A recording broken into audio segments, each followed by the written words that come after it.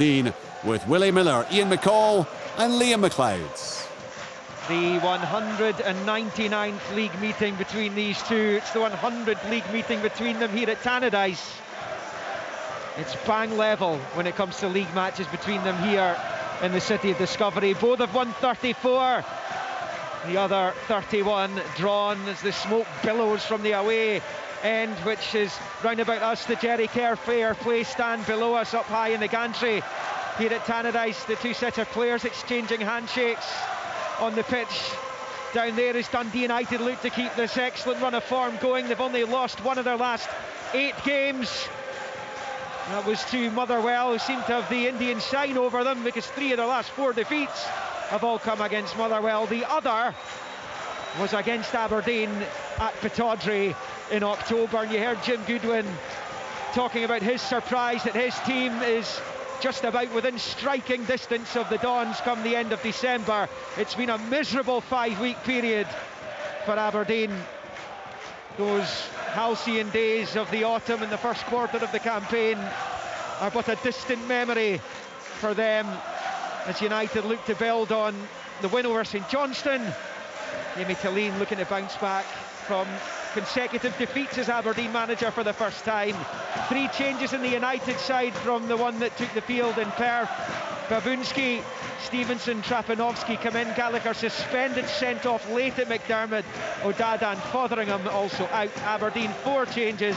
Captain Shinnie drops out, as does McDonald, Duke and Ambrose, Malloy, Palaversa, Clarkson and Sockler all in. Nielsen and Palaversa are both suspended for the game against Ross County on Thursday, so that probably came into the thinking there. United looking very attacking this evening. The 2 North Macedonians back in from the start, Babunski and Trapanovsky, and they will be a real threat to Aberdeen, who are going to kick this game off wearing their grey granite kit, shooting from left to right down the slope towards the Eddie Thompson stand, and Leighton Clarkson rolls it back to Palaversa. United attacking the shed end, which is full to the brim with Dundee United fans this evening.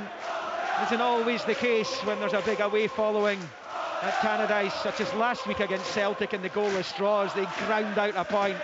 As the long ball for Aberdeen is cleared by Ferry, and out of play it goes for a throw-in to Aberdeen on this near side. The first thoughts for you of Ian McCall and Willie Miller. Ian, firstly, United for them, it's just a case of continuing with they left off the other day.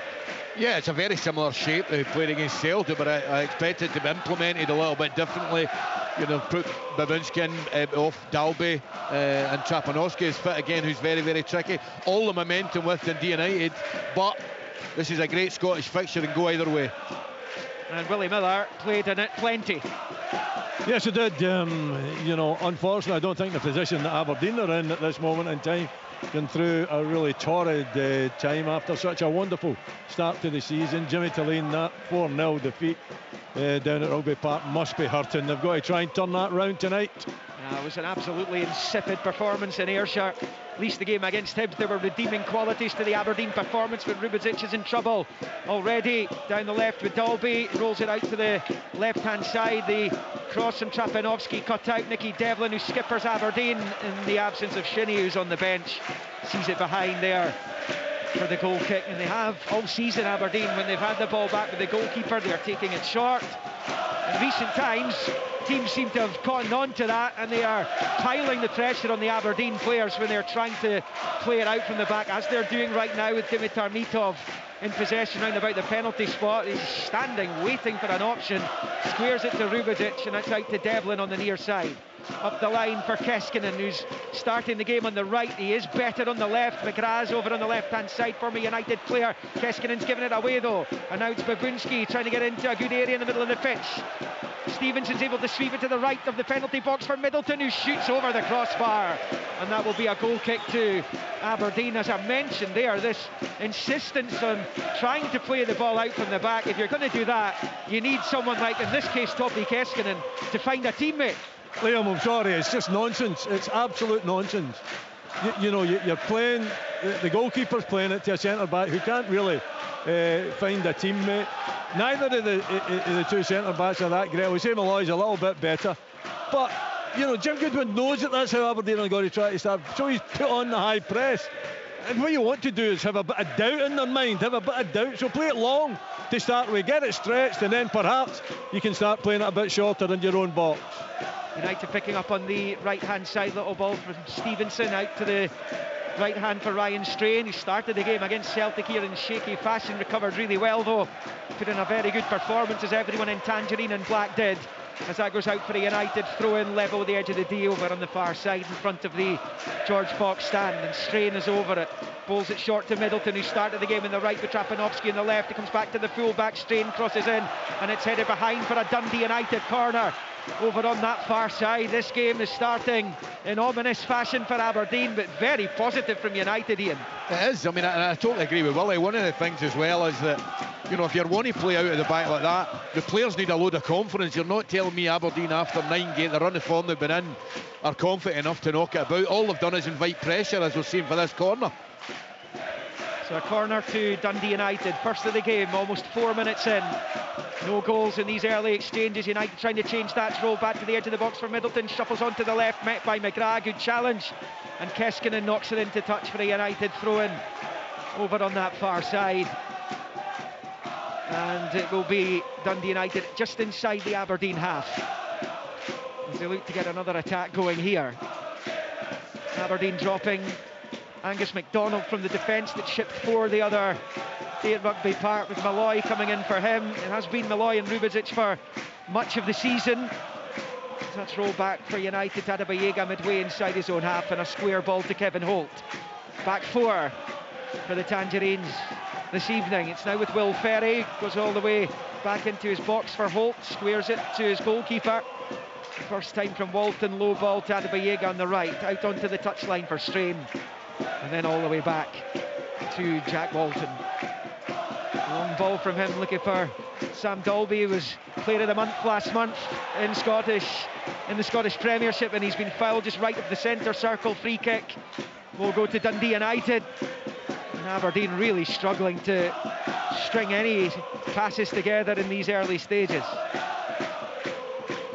Rolled back by Babunski into his own half for Holt. Willie? No, I don't think that you have to, you know, be that much in the front foot. I think the way Aberdeen have been playing and the confidence that Dundee United have, you just want to be really solid, I think, for the first 10-15 minutes or so, you know, and then try to grow into the game, because you know that with Dundee United at home, big crowd as well, the confidence that they've got, that they're going to get you tested. You just want to make sure that you're up for that test. Ball ends up at Leighton Clarkson's feet, wide on the left in the attacking third. First time for Aberdeen, they've been up this far. It's now with Nielsen at the edge of the box. McGrath tried to work it back to Nielsen, first time cut out by Adebayoga, and United scoop it clear up towards the halfway line, where Rubezic returns the favour. It's off the head of Strain and out for an Aberdeen throw-in over on the far side. Just 3 points out of a possible 21 for Aberdeen. When you consider before that it was 31 points out of a possible 33. That is a spectacular tail-off as they come forward again with Palaversa out to McKenzie on the far side. Back to Palaversa, who rolls it into his own half for Malloy. Longest they've had the ball in the opening 6 minutes here for the visitors as Nielsen exchanges passes with Palaversa. It's the long diagonal looking for Devlin. He's way off target with it though, and it sails behind for a United goal kick. It is United 0, Aberdeen 0. Just 2 or 3 times you can tell some of the Aberdeen players, I mean, Keskinen deep in his own half, just volleyed it up the pitch. That pass there wasn't on. There just seems to have a little lack of confidence about them, but Willie's right, just need to stay in the game for 25 minutes. When they beat Dundee 4-1 last month, that was their last victory, Aberdeen. It moved them 3 points clear at the top. They're now 16 points behind Celtic at the top of the table. They were at that point 12 clear of Dundee United with a game in hand. It could be narrowed to 3 tonight. The Dons will hope not, as Palaversa knocks it into the box. Sockler heads it back looking for Clarkson on the 18-yard line, and United clear. Aberdeen have a man down just outside the Dundee United box. It is Jamie McGrath who scored for Dundee United the last time Aberdeen were here. It was a 3-1 win for the visitors, with goals from Duke, McCrory and Watkins doing the damage. It was Jim Goodwin's first match in charge of Dundee United, just weeks after he'd lost the Pittodrie job. And it's a Dundee United ball at the edge of their box. It's Walton playing it short to his left for Holt. Low ball out to this left-hand side for Ferry goes back to his goalkeeper. Jack Walton managed to keep a clean sheet against Celtic last weekend, the first opposite goalkeeper against the champions to do so since March domestically. As Aberdeen win it back in the midfield, it is Palaversa, now it's with Keskinen, who flashes it out to the left for McGrath. Overlap from McKenzie. Infield to Nielsen, who finds Palaversa. Nielsen goes back to Malloy. Left of the centre circle, forward to Palaversa. Stabs it to the edge of the box for Clarkson. It's Sockler. Couldn't quite get it back to Palaversa. And that allows Sev Elgin to clear for United as Malloy concedes the throw-in over on the far side for the home team. Nothing each. Better from Aberdeen just in the last couple of minutes. Liam, it's really good football.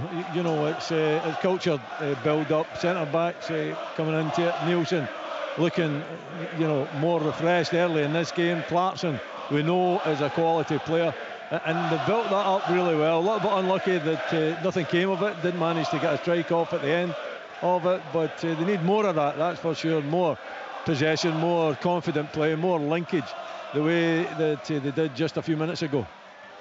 United enjoying their best top flight season since 14-15. They had just 6 points more than this a decade ago. It was an excellent campaign under Jackie McNamara. They were neutered slightly by the fact that Chief G and Armstrong both left in the January window that season.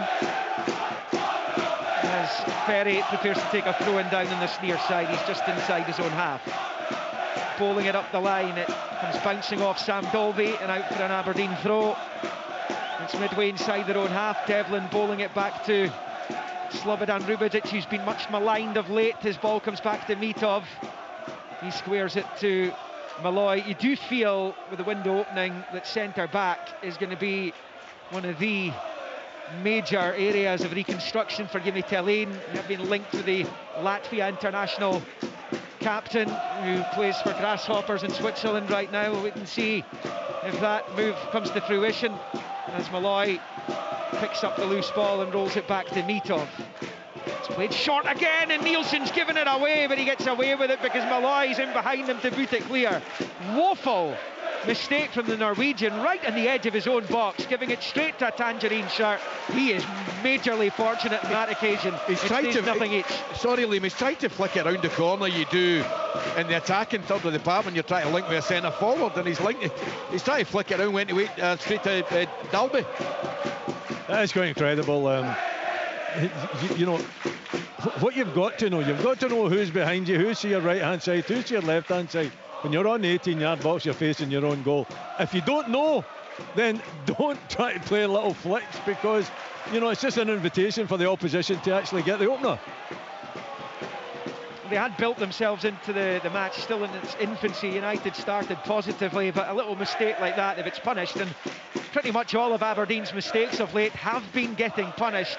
Mistakes, some that they were making in the opening quarter of the season, but we're getting away with not so much now, as a long ball comes all the way through for United, right through to Mitov. 11 goalless minutes in here at Tannadice. And if you're just back in your cars, if you were at a game earlier on, the Premiership games at 3 o'clock, Celtic 4, St Johnstone 0, Hibs 1, Kilmarnock 0, Motherwell 2, Rangers 2, same story in Dingwall 2, stoppage time goals for County, 2-2 with Hearts, St Mirren 1, Dundee 2 in the 3 o'clockers, and it's all finishing off here at Tannadice as Palaversa's ball out to the far side is easily picked up by Ryan Strain for Dundee United. And it's the Aussie on the ball down the right-hand touchline, but it's a poor one by his standards, straight to McKenzie, who finds Malloy. Now it's Nielsen, shimmies away from Stevenson and finds Palaversa on the halfway line, and he's now driving forward out to the left for McGrath. A misunderstanding with Palaversa, and he gives it straight back to Dundee United. And Sevelj, the Croatian, he gives it away as well, straight to Clarkson. Now it's McGrath, chip ball into the box, it's Sockler, brilliant save, and then the rebound is blocked by the defender, and Ferry does brilliantly to keep Devlin out, but that's an outstanding save from Walton to deny Esther Sockler. It stays nothing each. I mean, you're spot on. The save from Walton was incredible, because he's caught it really flush from about 6 yards out, and then really good defending from Ferry. It was, yeah, but again, another defensive error. Sevel's given the ball away to Sockler, and he does extremely well. Shockler is haven't been noted from his time at Aberdeen, being a real predator, but on that occasion took the opportunity well. But fabulous goalkeeping from Walton, and the first real chance of the game going to Aberdeen. Well, Sam Dalby got the Player of the Month award, as I mentioned last month, but Walton was up there as well, as Aberdeen hit it long, looking for Sockler, bounced off the arm of Adebayega. I'm not sure if he was in the box or not, bounced off the ground, back off the United centre-back's arm. As Aberdeen pick up the scraps on the left, it's McKenzie in field to Palaversa. We'll wait and see in that one, Liam. It did bounce up. I don't think his arms were too much out beyond his body, but it looked, for where we're sitting, as though it came off the centre-back's arm. John Beaton's the ref. We shall wait and see if he's asked by VAR, Greg Aitken, to stop the play at the next stoppage. We shall keep an eye on that one, but it's back in the gloves of Bolton just now. And he's going to just play it short, but it was an outstanding save, one of the best saves you'll see this holiday season from Jack Walton, as he went down to deny Esther Sockler what looked to be a certain Aberdeen goal. It's the best chance of the game so far, carved out by the visitors. United have it with Adebayega, he just hoofs it clear up towards the centre circle, taken down here by the United skipper David Babunski on the left hand side, rolls it into Ferry, leaves it for Sevelj, who was breathing a sigh of relief when he saw his goalkeeper dig him out, having given it away just outside his own penalty area. So it was Strain on the far side to Stevenson, back out wide right it comes to Strain, crosses in, diving header away by Malloy, helped high back into the box by Ferry, headed clear by Rubidzic. The header out to this left hand side by Sevelj for Trapanovski, onto the right, he bends for goal, and it's a comfortable take for Mitov. It stays Dundee United 0, Aberdeen 0. Entertaining as ever between these two here. It really is. I mean, it's really, really tough conditions, but I think Aberdeen are in the ascendancy the last 5-10 minutes, but Dundee United are knocking it about reasonably well as well. Yeah, it's a bit blustery, it is dry at the moment, though that's not going to last too many more hours with a snow warning in place. Heavy rain warning as well. Much of the country covered by that, as Malloy drives the ball forward and it comes all the way through to Walton. Oh, we just hope somebody switched the switch off there. The lights have just went out on us at the back of the stand. I had that at Pittodrie the other week there, where there was a power failure. Let's hope that doesn't happen tonight. Well, the floodlights are still on. Play continues. Dundee United have it on that right hand side. And Palaversa just losing out to Stevenson, but Clarkson trying to help out, as is Jamie McGrath, and it's going to go Aberdeen's way eventually. I think it's just a throw-in. It was handball. I mean, it was a blatant handball. I thought. Yeah, he has eventually given the free kick for Aberdeen over on that far left-hand side. So they go left to right in this first half. Played short by McKenzie for Sivert Nielsen, and now it is Palaversa. As I mentioned earlier, those two suspended for the Ross County game on Thursday, having gone over the 6 booking threshold before the bookings are all wiped. Comes after 19 matches. I think Graham Shinney's just one away as well. He's on the bench today, so Shinney would imagine will come into the team on Thursday with those two being out. It's Palaversa in the centre circle, rolls it back to Malloy, and then out to the left for Nielsen. Nielsen then infield to Palaversa. Bit of movement ahead of him. Sockler was trying to make a run down the middle. And it's now with Nielsen. It's a long ball. He's asking a lot of Keskinen, way too much. Skips away from the pin. Behind for a goal kick. It is Dundee United 0, Aberdeen 0, 16 and a half on the clock. I think this early in the game, I think they're struggling. Dundee United are struggling to pick up Clarkson. He's almost like a second striker, but he's playing pretty high up the pitch. Severs doesn't know whether he's going to pick him up or a centre back come out to pick him up. Walton playing it short from the goal kick to Adebayega. To the midfield for Stevenson, square ball for Sevelj. Fires it with the right foot to the left-hand side for Ferry. He's going to hit this long, looking for Trapanovski. Too much on it though. And it comes all the way through to Mitov. It's going from one end to the other right now. It is, but it's really difficult, I think, in these conditions. It is very windy out there, to play these long balls with any type of accuracy. The better tactic, I would suggest, is to keep it shorter if you can possibly keep it shorter, or if you're dropping it over the top rather than drilling it over the top. You've got to take into consideration the conditions. Headed away by Holt, goes straight to Palaversa, now Keskinen, but it just gets away from him and out for a United throw-in. It's interesting to see Topi Keskinen come back out to the right-hand side. He is much more comfortable on the left, and that's where he's played for the last couple of games. Started the game against Hibs very well out in that left flank, scored a goal as well, and I think him and Duke were not quite getting pass marks at Kilmarnock. I don't think any Aberdeen player did, but they're the best of a bad bunch, those two. And Sevels rifles it high up the pitch, the clearance. Malloy's ball out to this near side goes straight to Babunski, who steps in field. Away from Palaversa, tries to disguise the reverse ball to the edge of the box for Middleton, who rolls it out to the left-hand side for Trapanovsky. Takes a touch and crosses in, comes bouncing back off Sam Dolby, and Aberdeen able to clear through Malloy. Slipped it through to Keskinen, midway inside the United half now. Topi Keskinen going up against Will Ferry. It's an early ball into the box, it's pretty poor, might still break for Aberdeen. Clarkson couldn't quite wriggle himself away from the two tangerine jerseys, and United able to clear. It's picked up by Babunski. Neither team's got control of this match. No, it's 100 mile an hour. Maybe the crowd had something to do with that, but no, there's not one of the players. I think United need more from Babunski playing that number 10 role, but there's nobody really putting their foot on it because the conditions are so tough. Aberdeen free kick over on the far side. It's a bit of a body check, so it's going to be a free kick for the challenge on Jamie McGrath. John Beaton has flashed the yellow card as well at the Dundee United man. It was Ryan Strain. It looked as though it deserved a yellow card. Jamie McGrath going down. He had the first touch on the ball there. He just dinked it past Ryan Strain, the Dundee United fullback, and he was on his way down the line, and he was just taken out. Was it Jamie McGrath or was it Clarkson? Anyway, one of the two, I'm not too sure, but no doubt in my mind that it was a yellow card. Yeah, it was McGrath, and Strain booked. It was like a clothesline that he did. He just pulled his arm right out, outstretched, and brought him down. He ran into it. Clarkson takes the free kick into the penalty area. It's headed wide, well wide by Nielsen.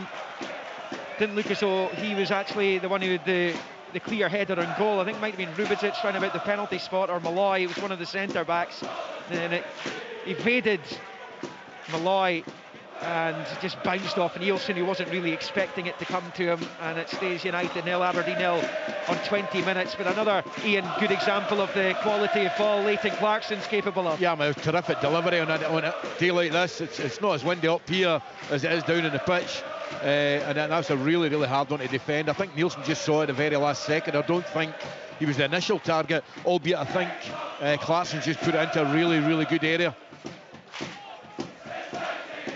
Long from Walton, the far side, the header one there by McKenzie. It breaks into the midfield for Palaversa, looking to knock it through towards Sockler. He's being held off by Adebayega, and Walton comes and claims. And the Dundee United goalkeeper underarm bowls it to Holt on this near side, and then the low ball out to Babunski on this near side touchline.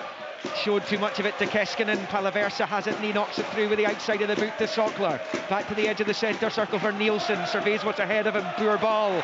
He was looking for Palaversa. It's an easy take for Sevels to win it back.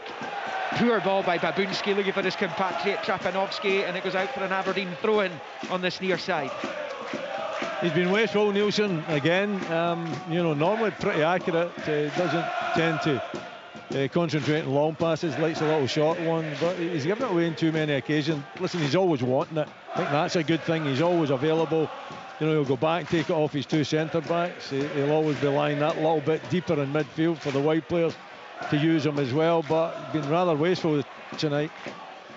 Yeah, I mean, I've watched a lot of him recently, Willie. It just seems to me he looks like a guy that's been playing the full calendar year. In the Norwegian season, they have the summer calendar there. He's not the only one in this Aberdeen team. Keskinen's another, Malloy's another. They've been playing summer calendar before they came here. He's normally sunning himself, I would have thought, this time. That's his manager. Would have been too, and Jimmy Thelin coming from Sweden. So it is new. A lot more football perhaps than he is in the Nielsen's case. He's in the veteran stage of his career.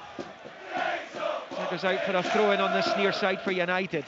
It's been an even game. I'll tell you what he is, he's a communicator. He talks. You don't see too many players like that these days, but Nielsen's come in right from the start, talks during warm-up, talks during the game, likes to organise, always available.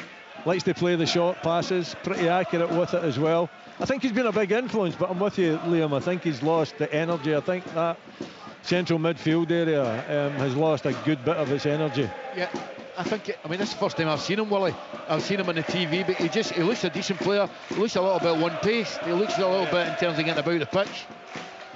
Yeah, you wouldn't describe him as dynamic. No, he's a bit robotic. Yeah. He gets about, he has an influence, he's always available, and he's usually more accurate, particularly with the shorter passes, than he has been tonight. I think as well, Liam, this is the second or third, or maybe the fourth time I've seen Dundee. I think their captain, Babunski, because Docherty's not playing, I think he needs to do more. He's playing in that 10 role. There's a lot of space in Tannadice because how deep the players are going to take the ball. He's got to go in the ball and try and make things happen. He's not quite playing with confidence in the last 2 or 3 games. The games I've seen anyway. Yeah, he came through the Barcelona academy. He's more than capable. He was part of that academy with Adama Traore, Alejandro Grimaldo, latter going on to win the European Championship in the summer past. Babunski, of course, Jim Goodwin in his time an Aberdeen manager, successfully brought a North Macedonian to the club in Bojan Mijovski. Went on to have a fabulous couple of years at Aberdeen. The Dons have a problem here. There is a big stoppage in play because Esther Sockler went down. He's just receiving some treatment. I think they're just making sure he's not as dazed and confused as they're concerned he might be in the wake of that challenge. I have to say I missed it, but he's back on his feet just now. The referee's over having a word with the medics. He wants Sockler off the pitch here because he can get to his feet, and the game can in theory continue without him. Aberdeen will be keen to get him back on so they are restored to their full complement. That's what's going to happen very shortly. We're beyond the opening quarter of the match at Tannadice. Dundee United 0, Aberdeen 0, and it's United on the ball with Adebayega. Sockler now back on as Lucas Stevenson gets it from Strain. Adebayega midway inside his own half. Square ball for Holt. Holt being chased down by Sockler. It's a long ball forward. Goes over the head of Devlin. Lets it go back to Rubezic, who hits it high up into the air. Drops over the head of both Ferry and Keskinen, and out for a United throw-in right in front of the Aberdeen technical area. Jimmy Tillene looked ashen-faced when he was facing the media at Rugby Park on Thursday. Looked like he'd seen a ghost. He was bitterly disappointed with not just the result and everything that went with that, but the performance and the fight from his players. This is close he's come to criticising them as Middleton crosses in for United. It's headed away by Malloy. Back out in the right, Trapanovski trying to win the corner. It's been kept in play by Aberdeen, but only to the United man's benefit. It's Strain, and it comes off an Aberdeen head and off the post. A United on the follow-up's blocked, not once Penalty. but twice. No. And Nicky Devlin looks like he's conceded a penalty for handball. He's claiming it his arms in at his chest. Yellow cards come out for Topi Keskinen, and Dundee United, after all that there, have been awarded a spot kick. I must admit, I thought his arms were across his chest as well. That's what he's claiming. We'll have to wait and see. Obviously, VAR will get a real good look at it. But Nicky Devlin, he's came out, he's thrown his body at it, but his arms aren't out by his side. It struck his arm, within his body. So we'll just have to wait and see. But you know where that starts from? Rubezic not controlling the ball and just putting it out for a throw-in early on and just giving possession up far too easily. Yeah, I saw a little replay there. I think it's out of touch. I think it would be harsh to give it, but I think it might be a penalty because the way the game is. But his hand's reasonably close to his chest. He's tried to tuck them in. You can see the elbows and the arms. The lower part of the arm is really straight in right into his chest. He's deliberately done that so he doesn't give away a penalty for handball. As soon as you saw it, you thought penalty. These days. Well, this might take some time. The VAR is Greg Aitken, and he is perusing the replays of it.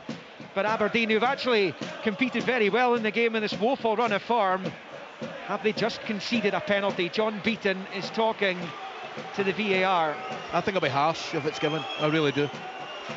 I don't think Willie's had the opportunity to see a replay. Nicky Devlin's out there imitating the arm movements that he made to prevent him giving away the foul. Yeah, I haven't been afforded the opportunity to see it again. And with my eyesight, Steve Tosh is beckoning me over, but it's too far away and I can't see it. The red TV right monitor is there. On-field review coming here. There's a way to have a look at it. He's going to have a look at it, so he won't give it then. Yeah, you wouldn't think that this will be awarded as a penalty, so the VAR doesn't think this is a pen. John Beaton comes over to the stand in front of the Aberdeen supporters down below us to have a look at this himself. And Ian thought that it would have been a very harsh award had the referee's Liam, it's not a penalty. Been given. I've seen Well, the he's seen it, replay. good. I've seen the replay. I can't believe if this is given as a penalty. He's taken his hands and he's kind of clasped them in front of his chest. And yes, it's at his arms. There's no doubt about that. But it's within his body line. So I'm struggling to understand why that could be construed as a penalty. But here we go. So no penalty here. This penalty is not going to be given. John Beaton comes back over and he's going to have to restart the game with a drop ball, so no penalty, and the Aberdeen supporters celebrate that decision. It stays nothing each. No penalty for United. Almost 29 on the clock. And also with a high profile one at Fir Park, when the referee, can't remember the boy's name, didn't choose to change his decision for the sending off. I thought that was always going to get changed.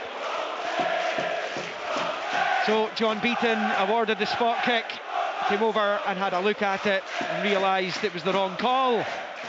And it is game on, and Aberdeen have it with Dimitar Mitov.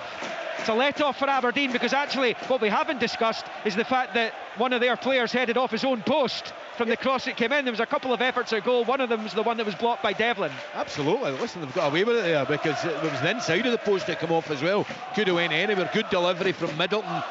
Aberdeen player got a head on it inside of the post.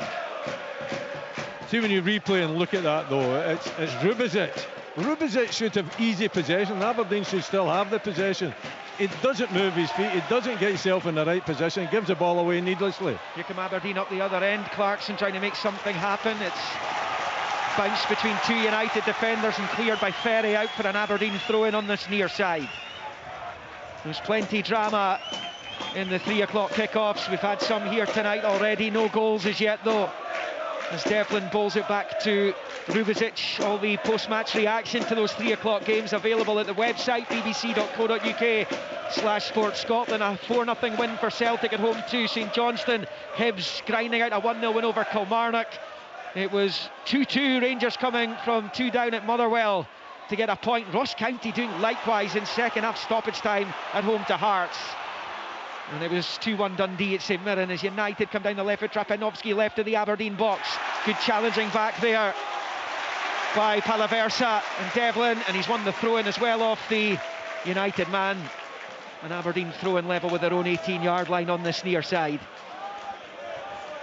And it's the skipper for the night for them, Devlin, who is over it, and he bowls it forward up the line here, looking for Keskinen, headed out by Holt for a throw-in to the Dons.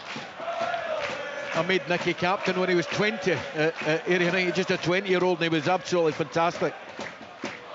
I know, I think he was one of the players I forgot to mention last week, Ian, when we were going through the number of former Ayr United boys who are currently playing at a very top level in this country, and Devlin very much one of them. I think we're talking about Shankland and Forrest and Docherty's the United club captain. And Ross Doohan, of course, is on the bench for Aberdeen tonight, having been deputising for Mitov recently. And that goes out to play for a United throw-in. It's about midway inside the Aberdeen half here. Be interesting to see how Aberdeen react to that let-off, because you would think it would give them a bit of a boost. That's exactly what I was thinking in the situation they're in. Maybe that'll, you can say it was a let-off, it was the correct decision. Maybe it gives them a boost, a little bit of confidence to kick on. United now with Holt. This left-hand side, it's a long ball forward. Rubizic has his eyes on it, heads it away. Drops to Sevelj, lovely footwork to get away from both Clarkson and Keskinen. Finds Trapanovsky, back down to Ferry, right-footed cross ball into the Aberdeen box. McKenzie sees it through to Dimitar Mitov, who holds on. Just one clean sheet for Aberdeen in the league since the end of August. That is a huge issue for them. The goals were going to dry up. The fact they were conceding every game was obviously going to become an issue at some point. That one clean sheet did come against Dundee United. Did manage one against Spartans in the League Cup, but in the league, one clean sheet since the end of August is pretty poor fare defensively, and another reason why they will be looking to strengthen that area of the team next month as we approach 33 minutes here, scoreless at Tannadice. And this is not a fixture that tends to end goalless. Just 2 of them since 1998, I think it is. As Clarkson goes back to Rubezic, and it's square to Malloy, who pushes it forward to Sivert Nielsen. Knocks it out wide right for Clarkson. Long ball looking for Keskins, and mistake by Holt, but he gets away with it. Gets it back to his keeper, and Walton clears. I was just about to say it was going to be a simple clearance for Holt.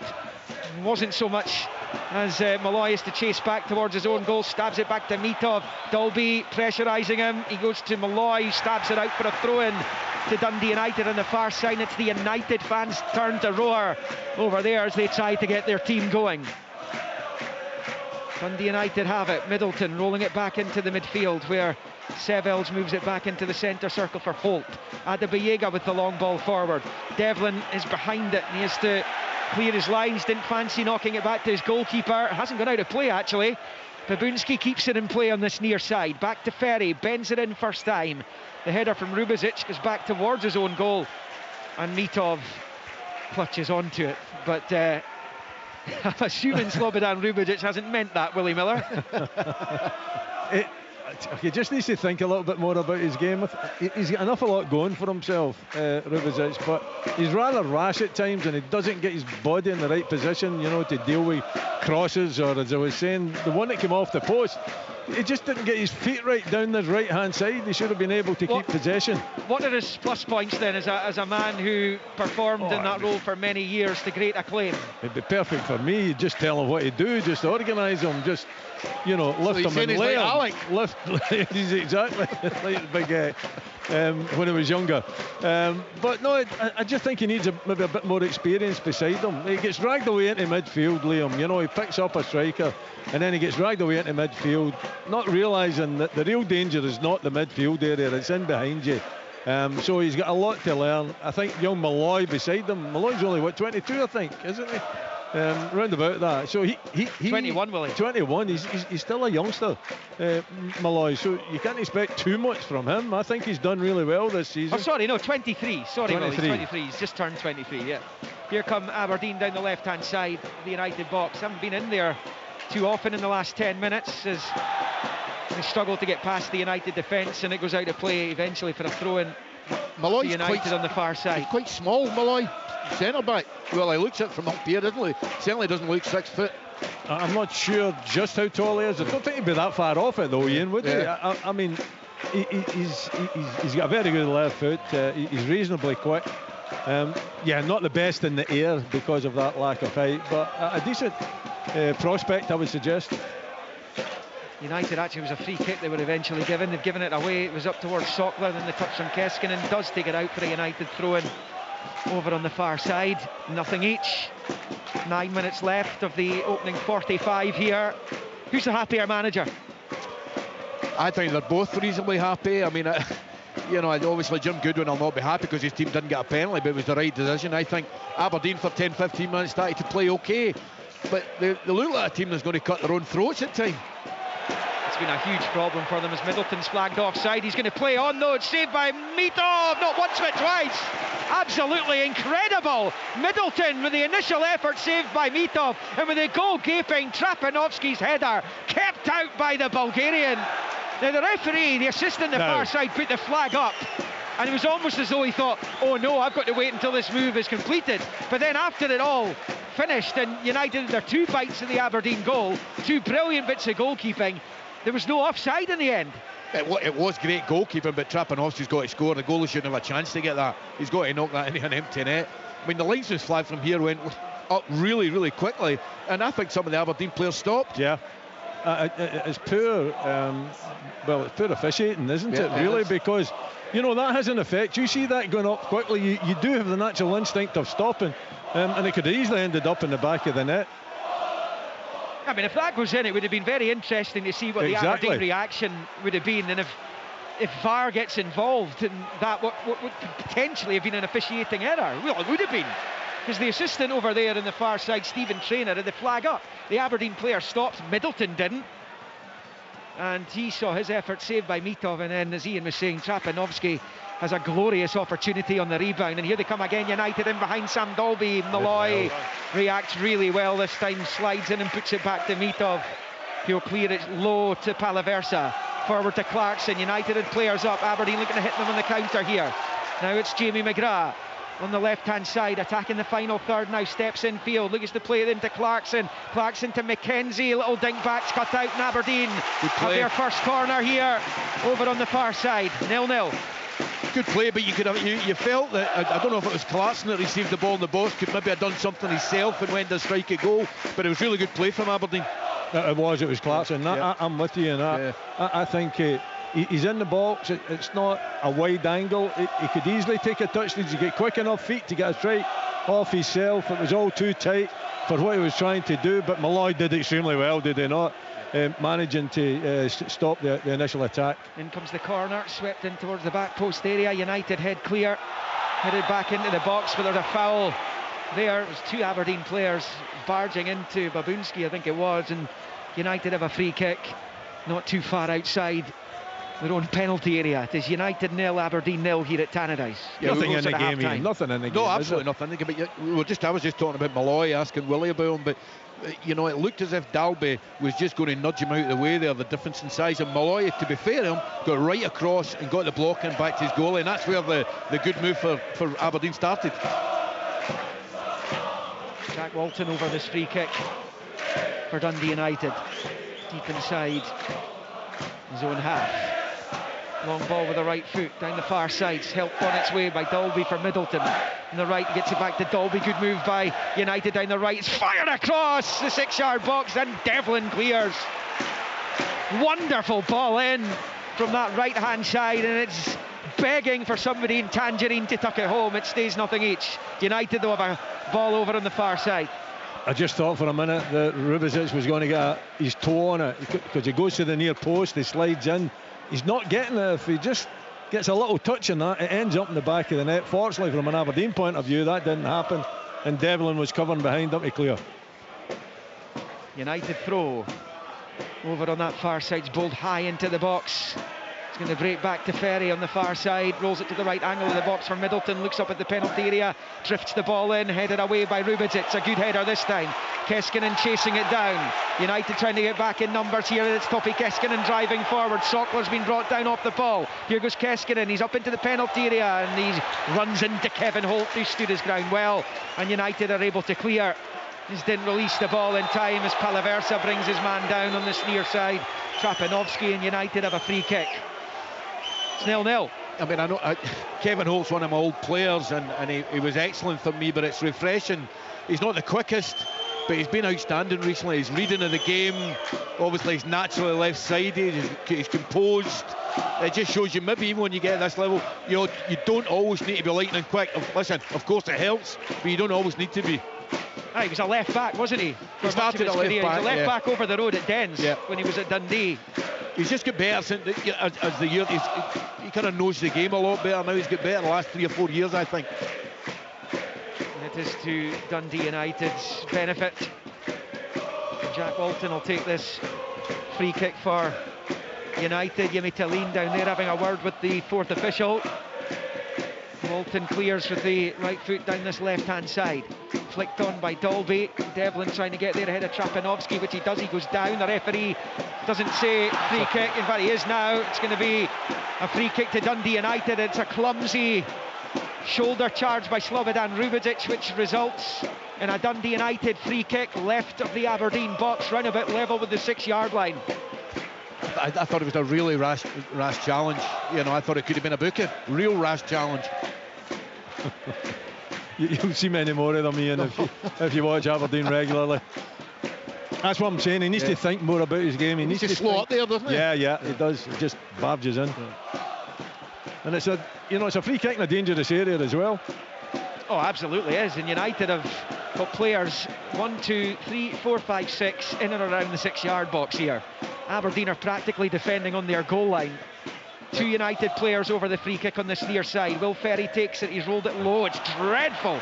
Straight to McGrath on the edge of the Aberdeen box. What a waste that was. McGrath coming forward and winning the throw-in off Holt on this near side. And Will Ferry's got to try and explain himself to his teammates. He'd all come forward in anticipation of a lovely ball into the box. I think it was a work move. I thought Middleton was going to receive the ball there. He just didn't hit it hard enough. I would suggest if United have got a set play coach, he needs a good talking to. I'll be hearing all about it from his manager at half-time, which is getting closer, just 2 minutes to go of the normal time. There will of course be a few minutes added on, primarily because of the VAR after the penalty was awarded for United, which was ruled out after the VAR check, and the injury test for Sockler, so there might be 4 or 5 minutes added on at the end here. Sivert Nielsen has it for Aberdeen, rolls it into the centre circle for Palaversa, and then to Nielsen. Chip ball forward, it's ended up out to that left for McKenzie.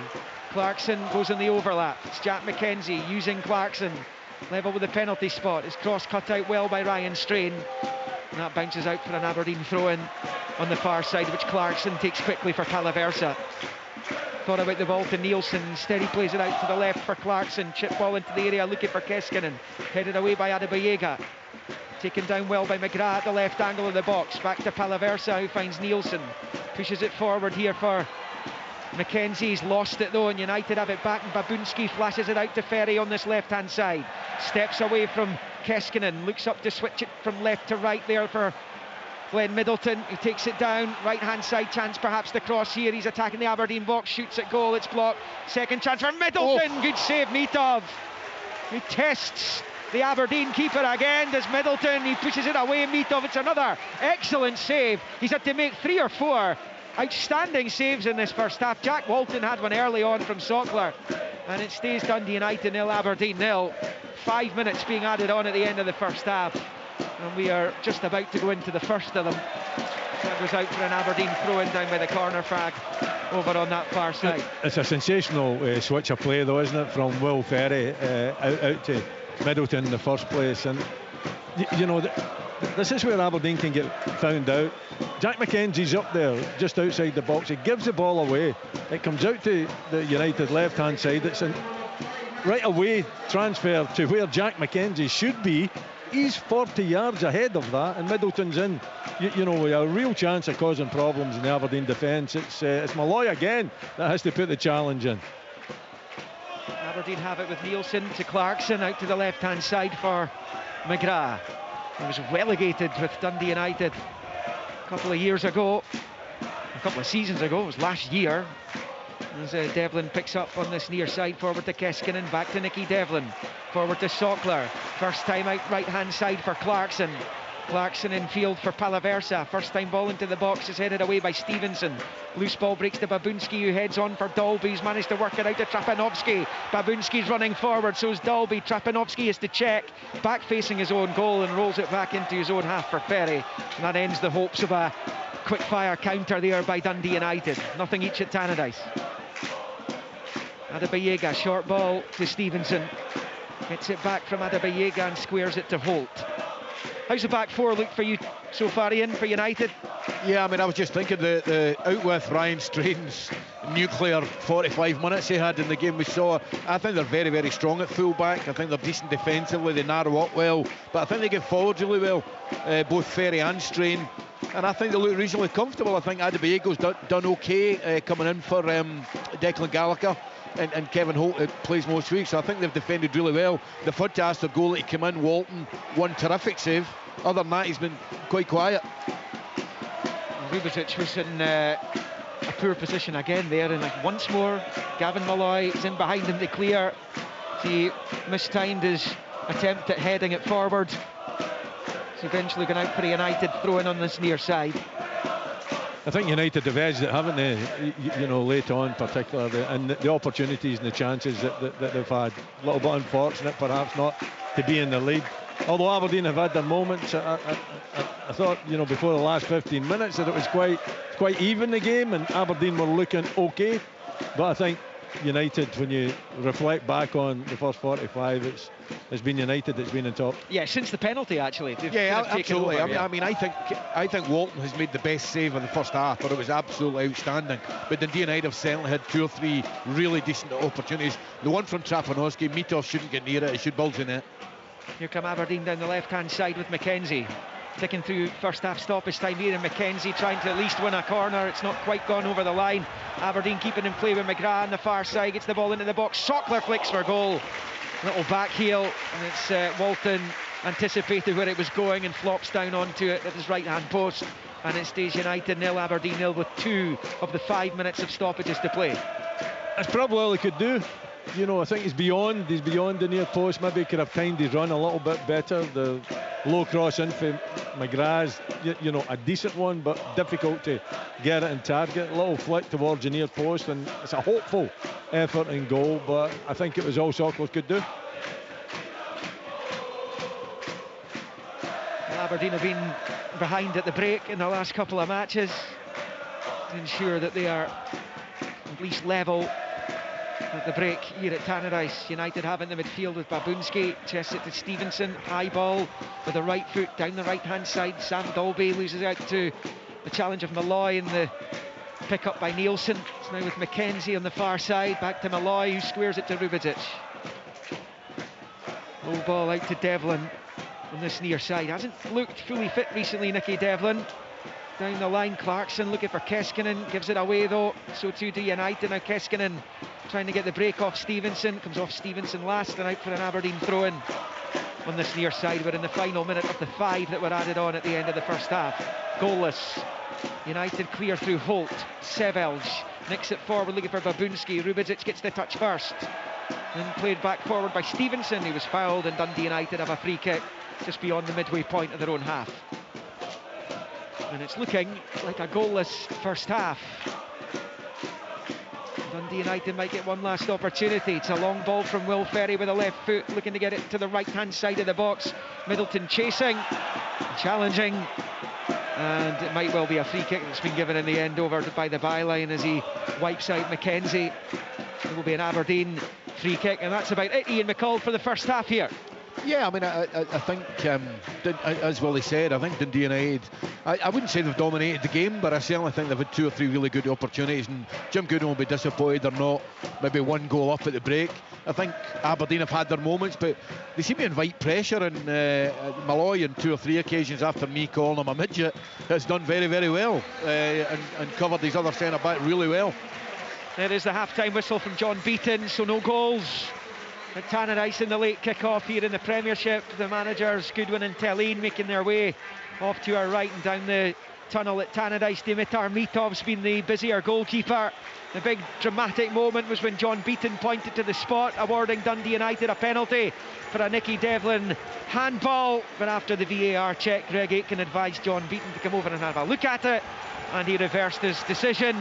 No penalty. United had hit the post just before that, and then Trapanovski and Middleton testing Mitov twice. Glenn Middleton did, producing excellent saves from the Bulgarian.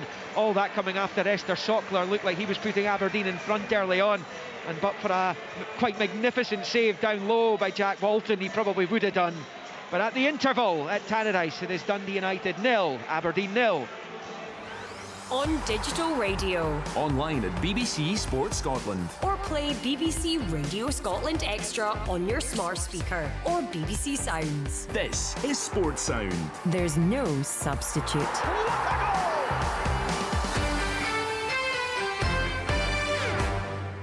This Hogmanay. Take me out! Join me, Grant Stott, from 6 p.m. for 2 hours of epic Hogmanay hits. Ruddy Hearts in conversation with Justin Curry from 8. We're going to talk all about your life in music. Life changed overnight when you were on top of the pops. Before presenting Delamitri in concert at Glasgow's Barrowland Ballroom. Looks like I am the last of them. Thank you very much. And Brian's live at 10 to take you into 2025. So grab a glass, hold on to your loved ones, and let's come together. Bring in the bells with BBC Radio Scotland. This is Sports Time with me, Richard Gordon. We brought you a dramatic afternoon, as always seems to be the case, with Celtic beating St Johnstone by 4-0. Hibernian making it 4 wins in the bounce, 1-0 against Kilmarnock. Motherwell 2-0 up against Rangers. Rangers heading back in the second half through a double from Eagleman to get a point there. There was more drama in Dingwall. Hearts cruising 2-0 up thanks to James Wilson, Josh Nisbet and Jordan White, both scoring in stoppage time to earn a crucial point for Ross County. And a Simon Murray double earned Dundee a much needed victory in Paisley, 2-1 against St Mirren. We can get reflections from those games in just a moment or two. Let's just round things up in terms of that first half. Willie Miller and Ian McCall alongside Liam. Probably not the most entertaining Aberdeen Dundee United game you've ever seen, Willie, but there's been enough to keep you occupied, the two of you, three of you. Yeah, listen, Richard, I think it's been a really good game. I mean, I don't think on the television, or certainly we can't tell you just how bad the wind is here. I think in pitch side it'll be really, really tough conditions. I think Dundee United probably should be ahead, but I think there's been quite a lot of... There's been a few really, really good saves from the goal, particularly Walton. It was a terrific save. I don't know how it looked. Yeah, great save. There. Yeah, absolutely. And I think the one with Trapanowski, I just think he's got to score. I think he gave the Mitov a chance to save it. I think that was the key in the whole first half. That's got to be buried. But no, listen, there's goal-mouth action on a really, really difficult day for football. Yeah, it was difficult around the country, and certainly the wind there as we move towards, they talked about midnight, weren't they, for the weather to really start to deteriorate. Willie, you there alongside your good friend Ian McCall? Where else would I be, Richard? So I'm hanging on every word that's coming out your mouth. Yeah. So I mean, have Aberdeen looked any better after their recent run? I think they have. Yeah, I think there was a spell in the game that you felt that they were playing nice football. They were beginning to get the majority of possession as well. They haven't created too many chances. The one main opportunity brought out a fantastic save from Walton. I agree with Ian. I think United, can justifiably go in at half-time thinking that they should be up in the game because they've had, enough opportunities. The penalty was never a penalty. No. Even just watching it in real time, and then when I managed to get a little sight of the replay, it definitely wasn't a penalty. Nicky Devlin comes out, he intentionally puts his hands on his chest, to make sure that they're not out by his side. That's hit his arm, but no penalty. But United have chances, and unfortunately for the big centre back, he's having another one of these games, Richard, where you're not too sure what's going to happen with him, what decision he's going to make. And I don't think he has as well. And I feel the young Malloy has been the one that's actually covered quite well for him. Predominantly down the left-hand side, but the one that hits the crossbar. If you rewind 30 seconds. Rubic should be able to take the ball down in the right back area, and he should be able to control it. He gets his feet all mixed up and he ends up putting it out for a throw-in. Now I know that's a fair bit before the actual ball hits the crossbar, but at the same time, if he takes that down, Aberdeen are in possession and they're going forward. Yeah. He's had 2 or 3 silly moments like that in the game. He's got to calm himself down. He's been a real problem for Aberdeen from time to time in the season, and he has been tonight. But, it's all to play for. I'm like, I've enjoyed the game, Richard. I think it's been a good game of football. Good. I'm always happy when you two are happy. It makes a change, it has to be said. 0-0 half-time, Dundee United against Aberdeen. Let's get some thoughts on the earlier action. Celtic, another comfortable win, 4-0 against St Johnstone, maintained their unbeaten run, their winning run, their run of clean sheets, extended their lead at the top. The reaction of Brendan Rodgers. Brendan, how impressed were you by the way your team overcame initial resistance, but by the end, were swarming your opponents? Yeah, I think listen, you have to always give credit to the other team as well. There is 2 teams in a game, and but I thought from minute one we were outstanding in the game. Yeah. St Johnstone, like you say, they make it difficult, like teams do when they come here, and can be hard to break down. But I thought from minute one, the penetration in our game, the running in our game, when we didn't have the ball, the pressing, that's where the first goal comes from.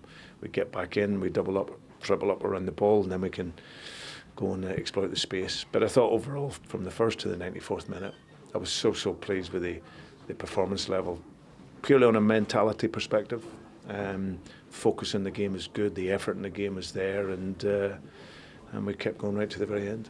Quite often in post-match interviews, you think of names, Nicholas Kuhn, Kyogo gets goals. It feels more like a collective, as you're suggesting there, that whoever's there can deliver a goal or an assist or a moment. Yeah, and that's the real joy I have in working with this squad.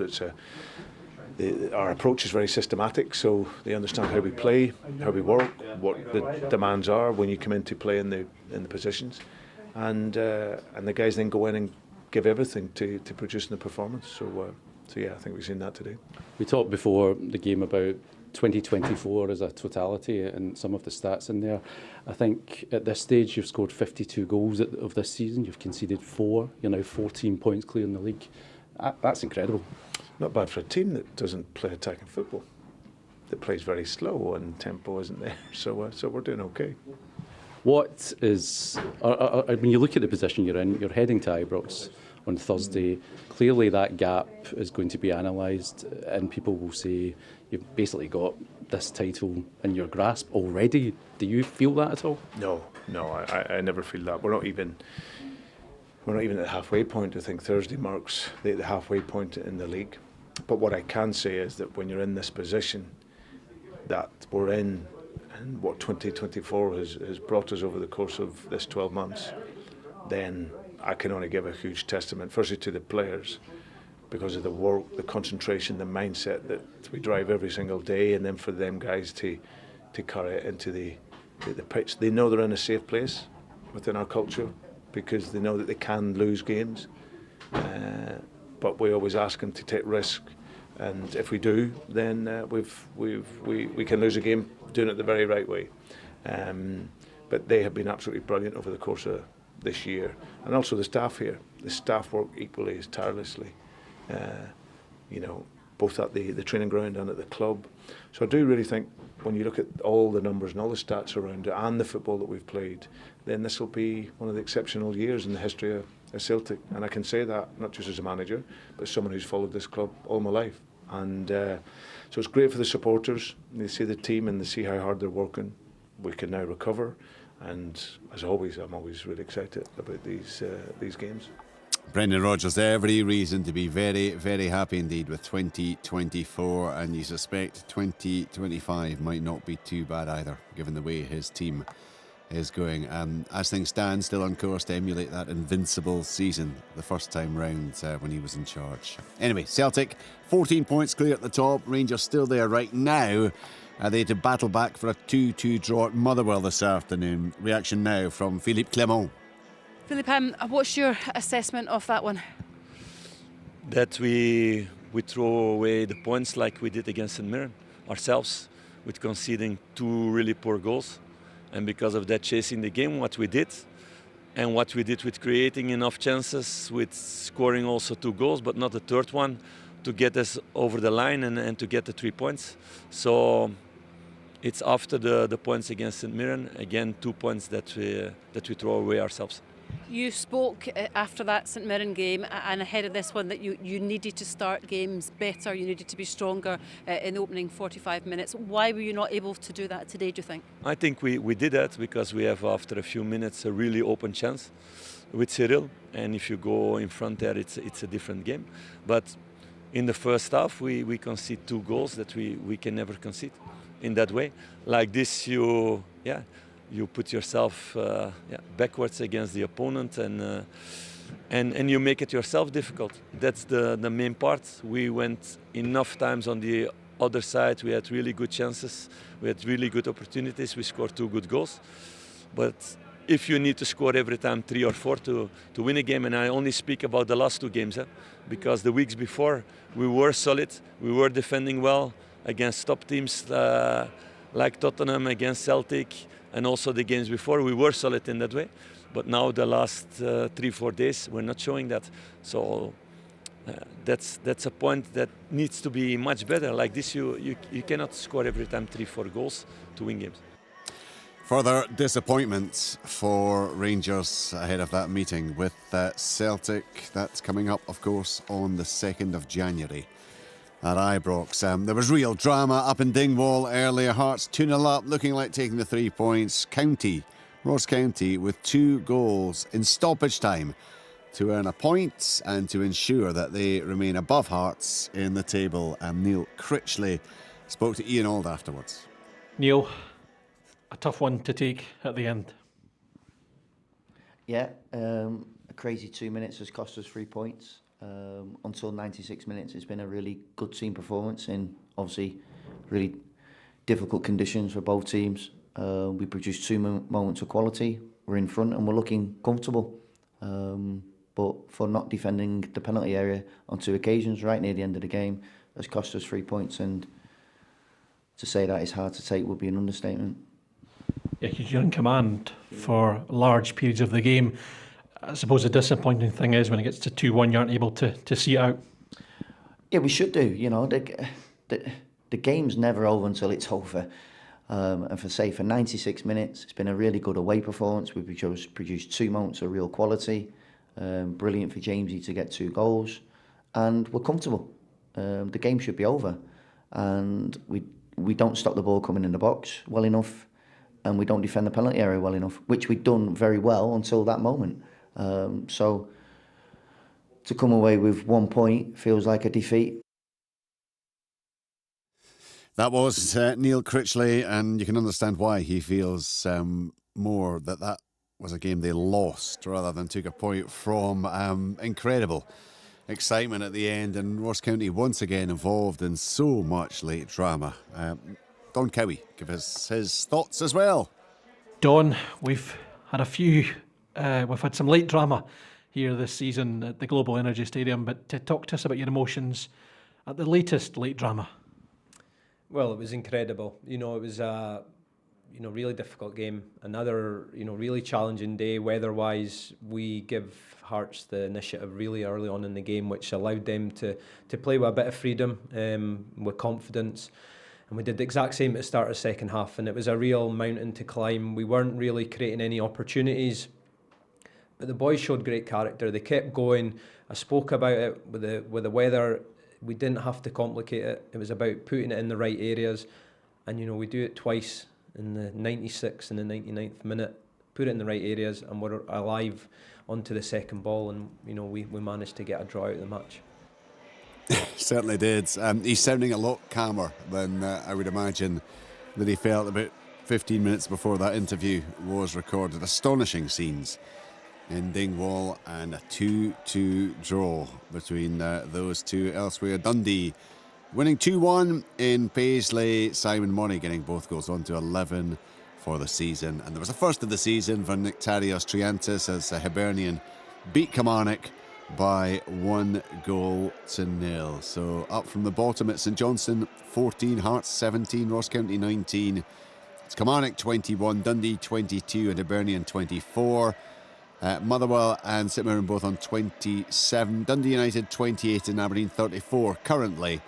And then Rangers 36 and Celtic 50. So well clear, top of the table. We're about to get the action up and running. Second half at Tannadice it is. Dundee United 0, Aberdeen 0. As we hinge you back to Willie Miller, Ian McCall and Liam McLeod. Well, change for Dundee United at the start of the second half. The club captain Ross Docherty has replaced the man who had the armband at the start of the match, and David Babunski. Like for like change. It's the second meeting between these two this season. Aberdeen won the October Pittodrie meeting 1-0 thanks to a late Ambrose goal on 84 minutes. It remains the last time the Dons kept a clean sheet. As United prepare to kick off the second half at blustery Tannadice in the tangerine shirts, black shorts, tangerine socks with the black tops. Aberdeen in their grey granite change kit. I think it's their third kit as it's rolled back the way to Kevin Holt, who launches it forward. United going left to right, shooting towards the Eddie Thompson stand down the slope here. Aberdeen towards the shed as Malloy finds Rubezic. Aberdeen picking the ball back up here. And it's Rubezic, another difficult first half for him. It's a long ball forward which is headed clear by Holt. The header by Palaversa breaks Clarkson's way via Sockler out to this left hand side for McGrath. Level with the edge of the D of the United box. Little ball into the penalty area for Clarkson. The flick back to McKenzie.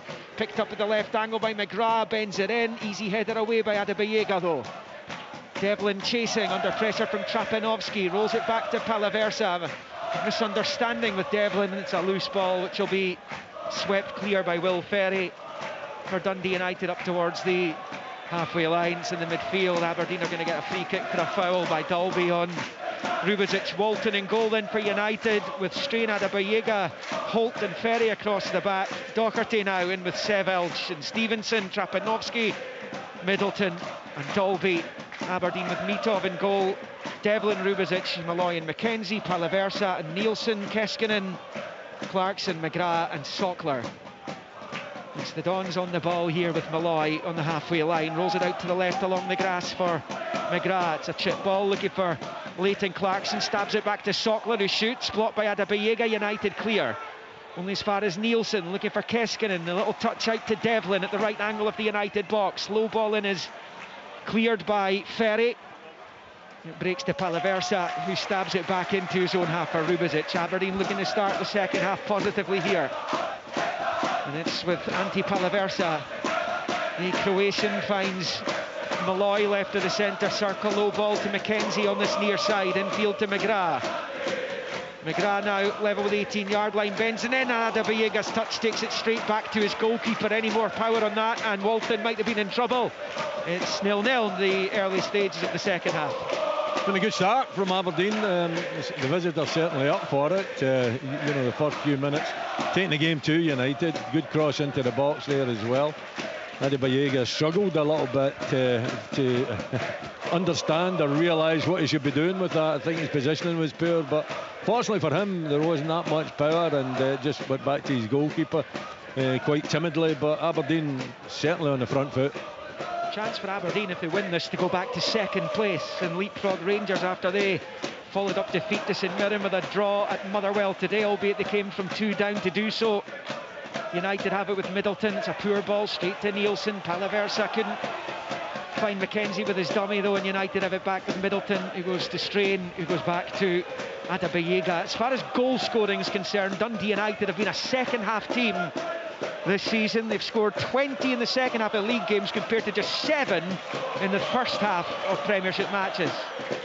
And I was talking with Ian during the Celtic match here last Sunday about their penchant for scoring goals in the final 10-15 minutes of games this term.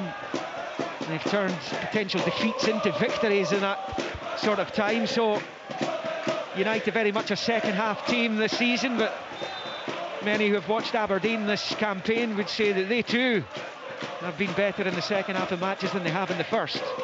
Not on Thursday, right enough, as Adebayega launches it from a free kick midway inside his own half, right to left to the far side, and it's played back there by Ferry to Holt, who squares it to Adebayega. Willie Miller. Yeah, look, Liam, they've had impact substitutions, haven't they? Aberdeen in the second half of quite a number of games. So far, Jimmy Tillene seemed to have, for a period there, magic touch and making changes, and you know, either someone. Palaversa's got Sockler left hand side of the D. It's a dreadful touch, allows Adebayega in. And Esther Sockler, that was a great opportunity for him. He just simply ran into Adebayega. I don't think his awareness was good enough to where Adebayega was, because he took his touch that gave him, made the defender the favourite to win the ball. It was a chance.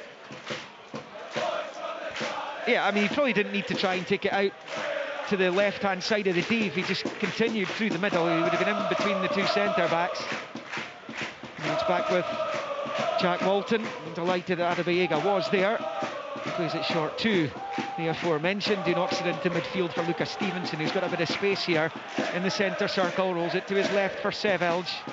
Like that left-hand side for Ferry. Up against Keskinen.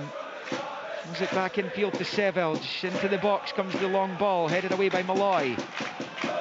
Strain for United, out to Middleton on this near side. Stung the fingertips of Mitov a couple of times in that first half. Down the right-hand side for Strain. Back to Middleton. Misunderstanding there as his ball comes into the box and it's cleared by Malloy. Adebayega with an up and under to the Aberdeen box, headed away by Malloy. And out for a United throw-in on this near side. It is goalless at Tannadice, 50 on the clock. Yeah, I mean, I think it's just up to Dundee United going down the slope to actually not make any mistakes in the forward areas to keep Aberdeen hemmed in and try and ramp the pressure up over a 5, 10, 15-minute period. Aberdeen haven't actually won away from Pittodrie since they beat Dundee across the road here in Dens in September. United come down the left-hand side this time, and it's going to go behind for a United corner. It bounces back off Devlin. It's good work down that left-hand side by Will Ferry, and Ryan Strain's gone out to that far side to take it as United go towards the Eddie Thompson stand left to right as we watch from up high in the gantry in the main stand. And this is an opportunity perhaps for Dundee United to strike. They've got 4 or 5 players along the 6-yard line. Trapanovski's inside the box, the 6-yard box. It's headed away by Rubezic though. He's going to get a second chance. Strain on that left-hand side of the box, shuffles onto his right, then back onto his left side. It's good play. In comes the ball. It's poor though. He's dinked it onto the roof of the net over the bar, and it stays United 0, Aberdeen 0. 51 and a half played. It is good play, but you know, without that end product, I mean, I think Dundee United have 4, 5, maybe even 6 players in a position where they could score from, and he's not. Strain hasn't knocked in a good enough cross. But Willie, this is how important a game this is. If United win it, they go to within 3 points of Aberdeen. If Aberdeen win it, they go 9 clear of United, and it would take them above Rangers again, albeit having played a game more. Yeah, and it gives you that feel-good factor back again as well. You know, that feeling that the fans and the team had for most of the season up until this recent run, you know, and that's what they'll be looking to try and you know, go back in time, and if they can win today, and if they can leapfrog Rangers, get themselves into second spot, then you know it can only build in the confidence, and I'm sure that's what Jimmy Teelan's looking for. There's still a fair bit of work to do in this second half though, to be able to you know, take the full 3 points.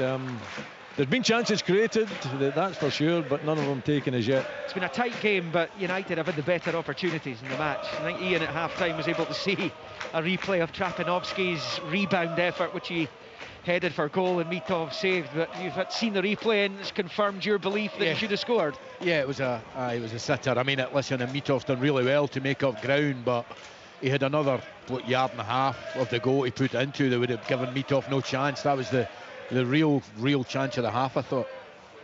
Keskin's little touch at the edge of the box, looking for Sockler. United have enough numbers though to beat it clear. And it's going to bounce out for a throw in midway inside their own half for Aberdeen over on that far side. And Rubezic bowls it back to Mitov. Esther Sockler on today. He's actually their top scorer, 7 goals. 5 of them came in the League Cup against lower league opposition. Scored 2 brilliant goals, particularly the one at Easter Road, a goal of the season contender, which saw his goalkeeper Dimitar Mitov run the length of the pitch to celebrate, only to concede again about a minute after that. The other one coming at Celtic Park. Rubezic picks up wide on the right, low ball in. He's given it straight to Doherty, and United trying to capitalise, but they've given it away themselves. To Nielsen, out Palaversa, forward to Keskinen. Keskinen out to the right for Devlin. It's an early ball in, looking for Sockler, too high for him. McKenzie trying to get there, he does, whips it back in, can't find Keskinen. United clear through Ferry. Clearance completed by Seb Elge over on the far side. Battling with his countryman Palaversa and winning the free kick off Palaversa as well, over on that far side, about level with the edge of the centre circle inside his own half. And it was a stonewall free kick. I mean, he had no reason to do that. I mean, I don't know. Usually players do that in the little bit of attacking areas of the park, but there is no reason to do it. A couple of okay crosses into the box there from Aberdeen, one from the right back, one from the left back, but not really good enough. I think they've got to try and pick out players you know, a fair bit better than just you know, throwing hopeful crosses into the United box. Oh, he's going for it. Oh yeah, he was. Mitov thankful to see Kevin Holt's free kick from inside his own half drift over the bar. As soon as he spotted Mitov was off his line, and he's got the wind as well behind him. I know, he's kidding himself on the whole. He thinks he's going to score from there. Goodness me, I'm going back down the road with him, so I'm quite thankful he never scored. Great effort, good effort. It's now with Mitov, rolls it to his left from outside his box to Malloy. Good shimmy there, Dalby slips as Malloy comes up to halfway. Doesn't have the pass to match the initial play. Dalby was in an offside position, so he can't chase it down. Nielsen's onto it for Aberdeen, deep inside his own half, where he squares it along his box to Rubičić, who goes back to Mitov. Aberdeen's last visit here was a 3-1 victory. They were also beaten 4-0 though that season. Jim Goodwin was in the stand as Aberdeen manager for the 4-0, and he was in the dugout as United boss for the next one. It shows how quickly things can change in this game. Mitov has it and rolls it short to Malloy again at the edge of his box. Back to Mitov, then to Malloy on this near side. Forward low ball to Clarkson. Clarkson's got McGrath on this near side, whips it forward to Sockler, can't control. Adebiyiga with the challenge. Stevenson knocking it forward, looking to try and get United involved here with Sevelge. Wide right of the Aberdeen box for Middleton. Middleton wins the corner off Malloy, and Aberdeen had comfortable possession. This is a United corner that stemmed from it. I think it's a build-up play again, isn't it? You know, trying to be too intricate, trying to be too precise, and the conditions out there are really tricky as well. I think sometimes you've got to take that into consideration, and you know, giving the ball away needlessly, which Aberdeen have done after a strong start, and giving United the upper hand. Almost on 57, it is nothing each, but United have their latest corner, which is right in front of the Tannadice tunnel. Off to our right, Strain and Ferry, the two full-backs, are on site. It's a short one by Ferry to Strain, gives it back to Ferry, left-footed low ball to the edge of the box. Chance here for Docherty, but he slices it well past the left-hand side of the goal frame, high into the Eddie Thompson stand, and it stays goalless. Well, quite surprising Aberdeen only put one man out to defend the corner against two, and I think Dundee United should have made more of it. Again, it's the short goal kick, Mitov to Malloy, and now Rubičić. Not sure what advantage you're getting by having your centre-back stand with his foot trapping the ball inside his own box, not able to see an option ahead of him. They've ended up winning a throw-in over on the far side from it on this occasion. None is the answer. You know, it's been tried throughout this game, and very rarely have Aberdeen managed to really build up some constructive play from giving it to their two centre-backs. So I would say it's quite a simple answer, Liam, to your question. I don't see any advantage. Devlin with a throw-in for Aberdeen, back to Rubičić, right-hand side of his own box, and then to his goalkeeper, and Mitov knocks it forward to Malloy. Malloy's got McKenzie wanting it ahead of him. Malloy decides to continue his run, and then finds McKenzie, back to Malloy. Great run from Gavin Malloy. He's up to the edge of the United box. Now it's Keskinen. Keskinen takes it and rolls it left-hand side of the area for McKenzie to Clarkson, back to McKenzie. Keskinen was trying to make a run in behind, but it's going to be McKenzie out to Clarkson, and infield for Palaversa. Antti Palaversa thinks the ball in. It's going to be headed away by Holt. Comfortable header, hangs in the window. Nielsen nods it into the United box. Ferry, not a great touch. The challenge from Devlin, up into the air it goes. McGrath trying to take it down, gives it away though, straight to Ferry. Palaversa slides in, the heavy Trapanovsky touch, but United pick up with Ferry.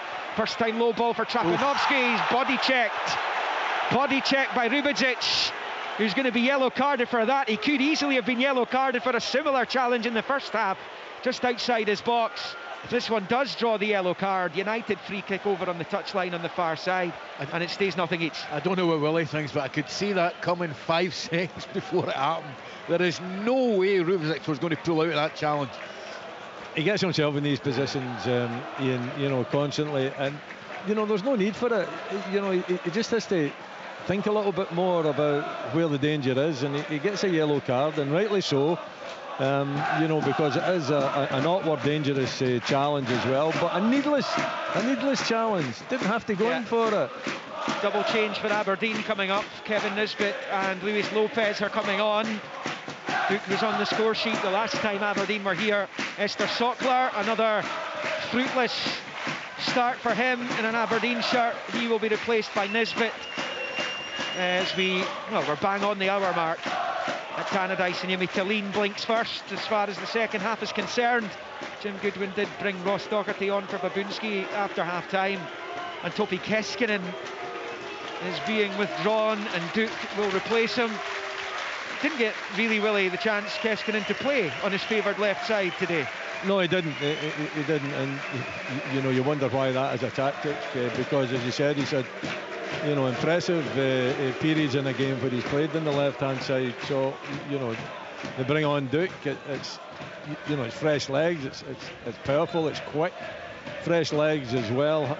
You know, and you could hear the fans. Fans weren't too pleased with Keskinen coming off. In comes the free kick for United, and then misjudged by Rubedzic. United behind the fans behind the goal claiming a handball in the box. Middleton picks it up, bends the ball, and it's poor, and it swerves away and behind for a goal kick on the other side of the goal, and it will be a goal kick to Aberdeen. Nothing each. Ian McCall. Well, listen, Liam, I think it's been a really decent watch. I wonder if there's a claim for a handball for a penalty here, but really decent watch. But right at this moment, the game needs They're to go. happy with it, by the way, so that's not happening okay. yet. It's going to be a goal kick for Aberdeen. Malloy standing over it. Again, they'll play this short. It's played short by Malloy to Mitov. And two United players just standing in the edge of the Aberdeen box here, waiting to see what Mitov does. Eventually rolls it to his left for Malloy. He's going to go back to his goalkeeper. Into Mitov.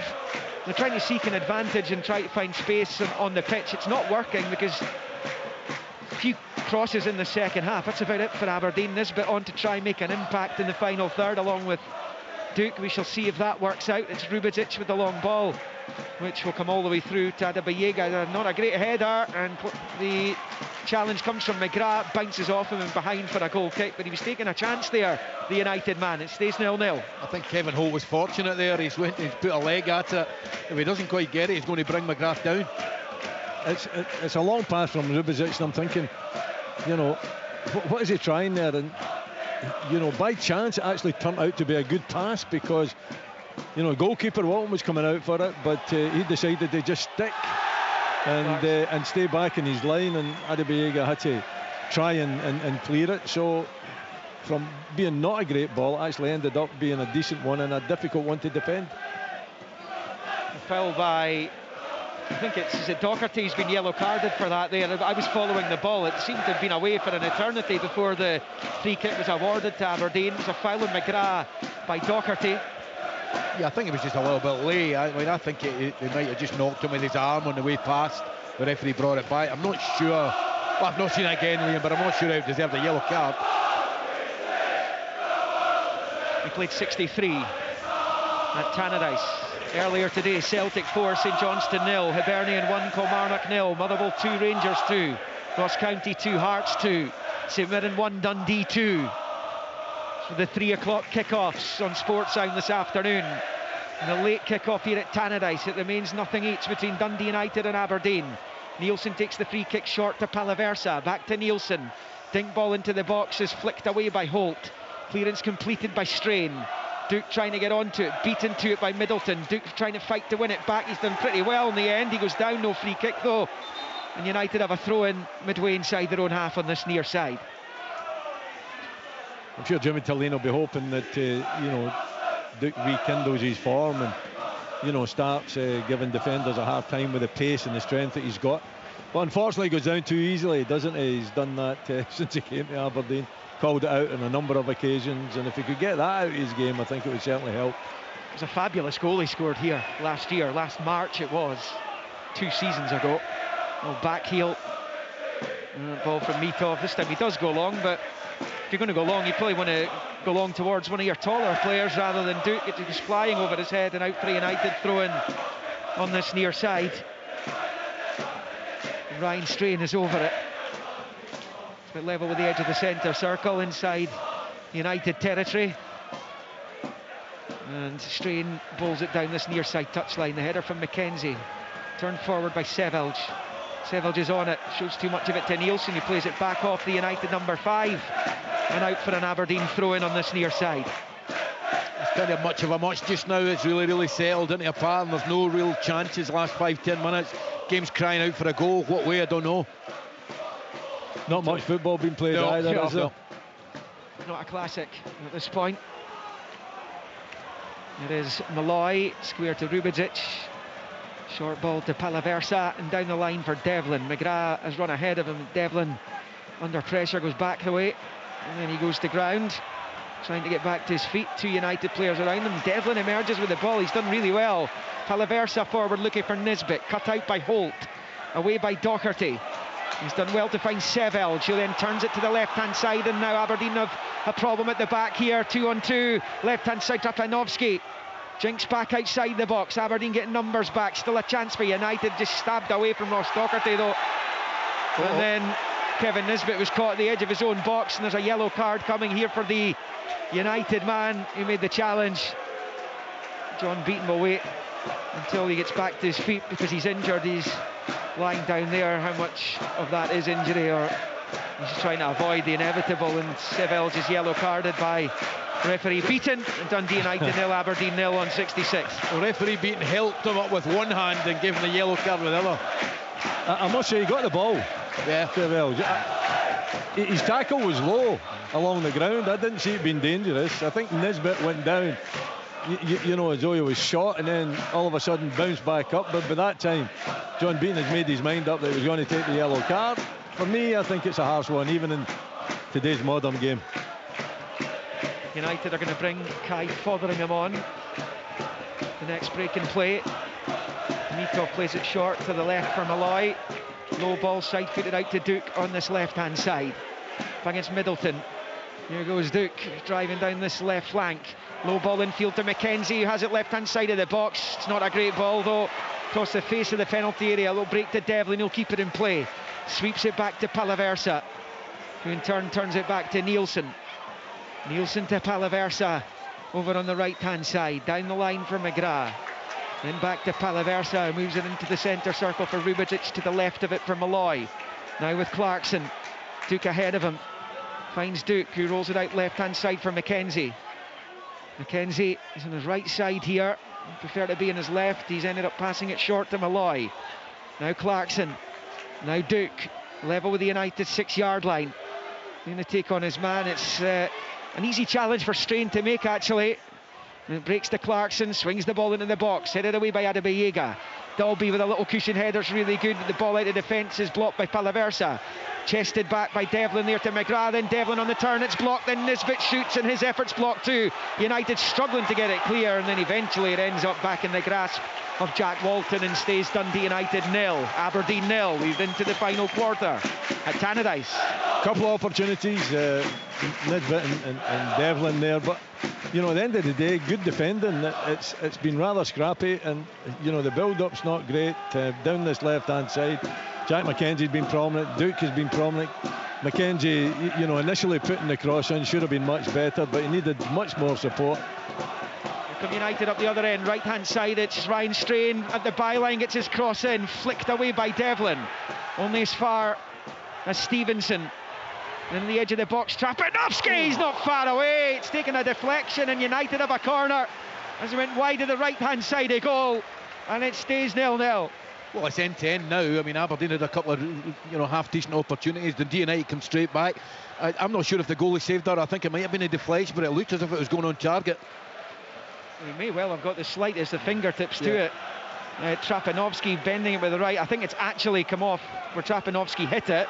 It's come off the defender who was closest to him, and it goes behind for a United corner. It's the same result for the posts, and again Ferry and Strain are down on this near side over the corner. It will be Ferry to take it. Strain's the short option again, or does this come straight into the penalty area? It is into the near post. It's headed away behind for another corner by McGrath.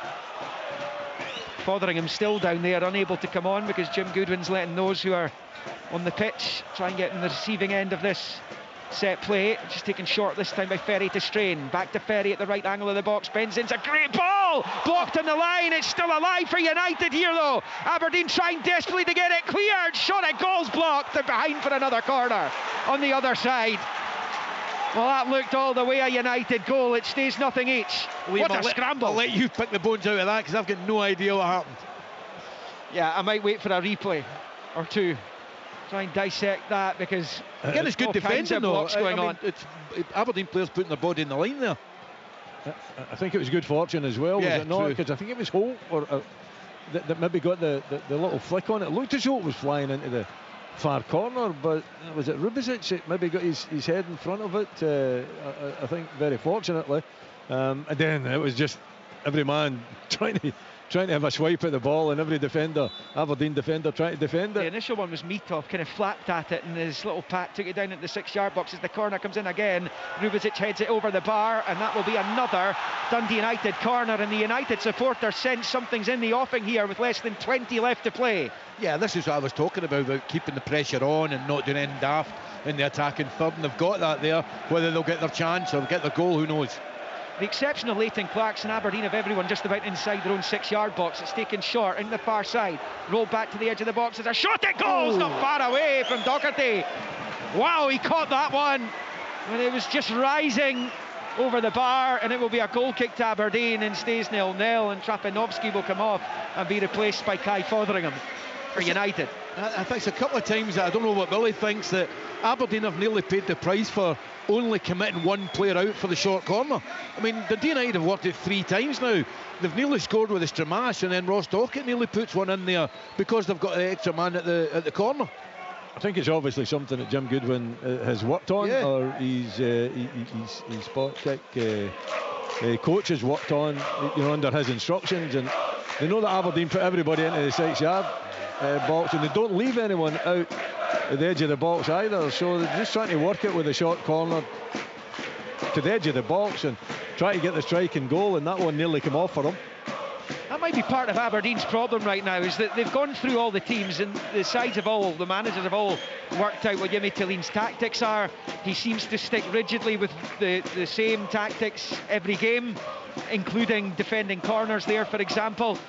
And it may just be that a little bit more familiarity with how the Swede works as Aberdeen boss. I think it's a very easy change just to commit one other man out so it's not 2v1. Here's Mackenzie, left-hand side of the United box. His cross is headed away by Adabiega. United have defended so well this evening. Adabiega and Holt have been rock solid for them. As Duke pulls the throw in quickly back to Malloy. Now Palaversa finds Malloy again. Forward it comes to Kevin Nisbet. Nisbet has it. He was looking for Mackenzie, but he's passed it straight through him and behind for the goal kick for United. So it remains nothing each. It's been a bit of a struggle, isn't it, for Kevin Nisbet, since coming to the club. He didn't look fit when he came either, and I still feel as though he's struggling to get that fitness and that sharpness, and obviously the manager doesn't feel he's anywhere near it yet because he hasn't relied on the start of games, and only brought him on very sparingly as a substitute as well. And just the 3 goals for Nisbet, his last one coming against United City rivals. Of course, that's up next for Dundee United. The derby at Dens, sold out Dens Park on Thursday. It goes out for a goal kick meantime for Aberdeen. United claiming corner. I think it was pretty clear that was a goal kick. It looked as though it came off Fotheringham last. It is an Aberdeen ball, 0-0 at Tannadice Park. Short goal kick, Malloy to Mitov. Next up for Aberdeen is a visit from Ross County, and then they visit another in-form Premiership side in the shape of Motherwell next weekend, next Sunday. Here come United. Middleton has it. Stevenson made a move into the box. Middleton finds Fotheringham instead out in this near side. Back to Glenn Middleton, level with the penalty spot. Fancies his chances against Mackenzie. He slides into a brilliant bit of defending by Jack Mackenzie. He's prevented the corner as well as he slid in a long clearance. Nisbet's header goes straight to Docherty, who's able to knock it back to his goalkeeper calmly. Ross Docherty back from injury. He missed a couple of months. The header from Malloy. Rubicic just to get there, and he fires it out for a United throw in on the near side. If one of these teams is going to win it right now, it's looking more likely that team would be Dundee United. Yeah, they've had all the pressure this half, and shooting down the hill, and then Eddie Thompson standing tends to go at us. I think there's a bit of a wind going down the way as well, albeit it's swirling, but still there's been not as many clear-cut chances this have been. In the last 10-15 minutes the game's really livened up again with goal-mouth action at both ends. Well, keep going back to it, but Dundee United love a late goal. It is as simple as that. They've scored almost half of their league goals in the final 15 minutes of games this season, and it's resulted in an extra 12 points. to their tally. So that's how important late salvos have been for Dundee United, and we're getting into that point. In fact, we're in the final 15 I was minutes going to just say, win the final 15. Yeah, they're certainly pressing hard. Those games that jump out are the ones here against Hibernian, and was it Kilmarnock was the other one? That was the 1-1 draw, wasn't it? But again, late goals have been a feature of the games here at Tannadice this season. And for Dundee United generally, and they've got a long throw in here for Ferry, bowls it into the Aberdeen box.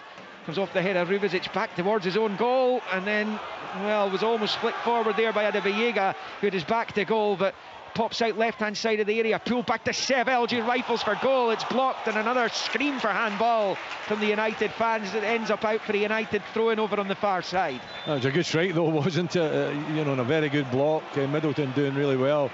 Got his head up and picked out to Seb Elgin just in the left-hand side of the box there, and he puts the laces through it there. It's a really powerful volley, but well blocked by the Aberdeen defence. Long throw in, this time from the left-hand side from Ferry into the box. It comes again. The header missed by Devlin. It's in around the 6-yard box. Rubizic heads it away. There will be a stoppage here for a head knock. I think the free kick's gone Aberdeen's way anyway, inside their 6-yard area, and it remains Dundee United 0, Aberdeen 0 here on 77 just about. Yeah, I had a good view. Well, we all had a good view. I really saw that when Kevin Holtz really went aggressively. I don't know who the defender is on the deck. Rubizic, yeah, and it looked like a bad one, but seems like they're both getting up okay. Yeah, he's went right into the back of Rubizic. Yeah. Rubizic won the header. He did. Holtz went right into the back of his head. So the referee's got it absolutely right. Missed time. Well, Jimmy Tilleen's next change is to bring on a centre-back, Angus MacDonald.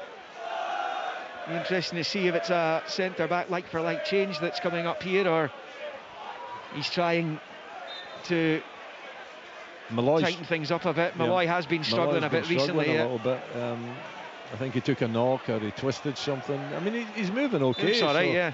Yeah, but he did have to get a little bit of treatment. Yeah. He is coming off. Gavin Malloy off. Angus MacDonald on. And the Aberdeen supporters, Willie, will be looking around a bit nervously now, because this is the two centre-backs that shipped four goals against Kilmarnock just a few days ago. Yeah, they will. They'll be hoping that you know, nothing like that occurs. You know, but Angus MacDonald's a really experienced centre-back as well. You know, him and Rubizic should be a decent combination, although, you know, he's having to play on the left-hand side, which I don't think he would favour, but at the same time, enough experience to be able to deal with that. Seville's nicking the ball off McGrath, and here come Dundee United again down the left-hand side with Ferry. Long floated ball into the box, headed away by MacDonald, who's just on. Nisbet takes it down, looking to get Duke away down the left-hand side. Duke driving forward, strains out of position. Duke driving down the left-hand side of the Dundee United box. Now he's inside the area. Duke pulls it back. McGrath shoots over the bar into the shed. It stays Dundee United 0, Aberdeen 0. Almost on 79. Always rising from McGrath. Well, that's what Duke has. You know, he's got power, he's got pace. You know, when he's got space in front of him, he'll just dart into it. And on this occasion, he looks up, he does everything right. He shows good composure, picks out McGrath, and he's got to get his head over it. He's got to hit the target. He's got to make the goalkeeper, you know, make a save. It's a huge opportunity for him. He'll be bitterly disappointed that he didn't do better. Here goes Duke again, driving forward. He's just clipped Strain though, so that will be a free kick to United on this near side. We're on the cusp of the final 10 minutes of the 90. Dundee United 0, Aberdeen 0. And Willie's spot on there, and I think as well, if you want to suggest somebody that you wanted Aberdeen that chance to fall to, I'm sure McGrath would be one of the first names. Highlights of this game and the 5 other matches that kicked off at 3 o'clock to come on Sports Scene, 7:15 on the BBC Scotland channel. This one will be last up on the show, given the late kick-off. It's repeated later on in the evening on BBC One Scotland and on the iPlayer at the BBC website as well. If you miss it on the telly, Dundee United have a man down. It's Ryan Strain, who has had his injury problems this season. He's on the deck receiving treatment, so a stoppage in play. And we stand up here in the main stand, the Jerry Kerr Fair Play stand as it is surrounding us here, and We wonder, Ian McCall, if either of these teams have the gumption to go on and win this match. Well, listen, the one thing I'd say is, on a really tough day, it could actually have been 2 or 3 all. I mean, there's not been loads of great football, but there's been an awful lot of goalmouth action. I mean, Dundee United had 2 or 3 great chances. Aberdeen's had 2 or 3. Meathoff had a great save. Walton's had a couple of great saves. So, you know, it's quite surprising it's still nothing each, because it could be 2-3-2 at United, 2-3, 2-2, whatever. Jim Goodwin down there with his assistant Lee Sharp. It's coming up to the 2-year anniversary of their nightmare week in charge of Aberdeen in January 23. And 2 defeats in the capital, either side of the Scottish Cup tie that shall not be mentioned in the northeast of Scotland. The dawns of a trip to Elgin City to look forward to in the 4th round of the Cup. Dundee United, another derby over the road at Dens. Long ball for United, missed by Rubizic, picked up in the left-hand side of the Dons box by Middleton. Middleton leaving it for Ferry, challenged by McGrath, goes out to play off the United man last for an Aberdeen throw-in. Level with the penalty spot. Devlin's over it. Yeah, you just wonder if there is that special player out there that's going to turn this game and you know, turn 1 point into 3 for either team. As Ian says, there's been chances, they haven't been taken, but it's a combination of maybe the chances being squandered, but very good goalkeeping as well. There's been late goals in this fixture as well over the last decade, and Rory Boulding securing a top 6 spot for Dundee United at Aberdeen's expense. Kenny McLean scored a late one on the opening day of the campaign back in 2015. United on the ball here with Holt, square to Adebayoga midway inside his own half. Long ball forward, Rubizic comes to meet it and nods it out to McKenzie on this near side. Long ball towards Nisbet, flashes it back out to Duke, who's done well. He's having his jersey tugged there by Strain, but the free kick's going Dundee United's way for the challenge from Duke after the jersey pull. Free kick down on this near side, level with the edge of the centre circle for the Tangerines. Yeah, I thought that was harsh. I thought the free kick was Aberdeen's. The initial challenge in Duke was the foul. York van der Sande will be coming on for United. He's going to replace Strain. Hasn't scored for Dundee United yet. He's been completely displaced from the United starting 11 by Sam Dolby. He's up to 9 goals for the season. And van der Sande waits on the touchline to replace Strain. So Sevelj, I think, is going to come out to right back, and van der Sande is going to go up there. So Jim Goodwin's a positive change. We've got less than 7 minutes of the 90 to play. There's nothing each. He wants to win it. He didn't have to bring the striker on for Strain, but he has done. I think he wants to send a message on, though, doesn't he, as well? There's a huge crowd, packed crowd here, you know, for the home supporters, and he's sending on another striker, you know, with, what is it, 7 minutes to go? Yeah. I think that's a very strong message that he's sending out to his following. Aberdeen have it. Mitov, Rubizic, and then Mitov again, rolls it to McDonald. Well, McDonald stumbles and gives it back to Mitov, who clears his lines.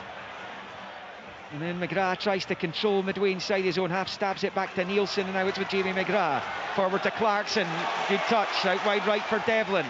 Bit of space, Ferry trying to close it down. Devlin fancies his chances against Will Ferry. He's got round him as well. Right hand side of the box, pulls it across. The touch back by Nisbet, looking for McGrath, but it's brilliantly defended by United, who clear their lines out to the far side, and I think the free kick's going to go their way as well. He gets away with it.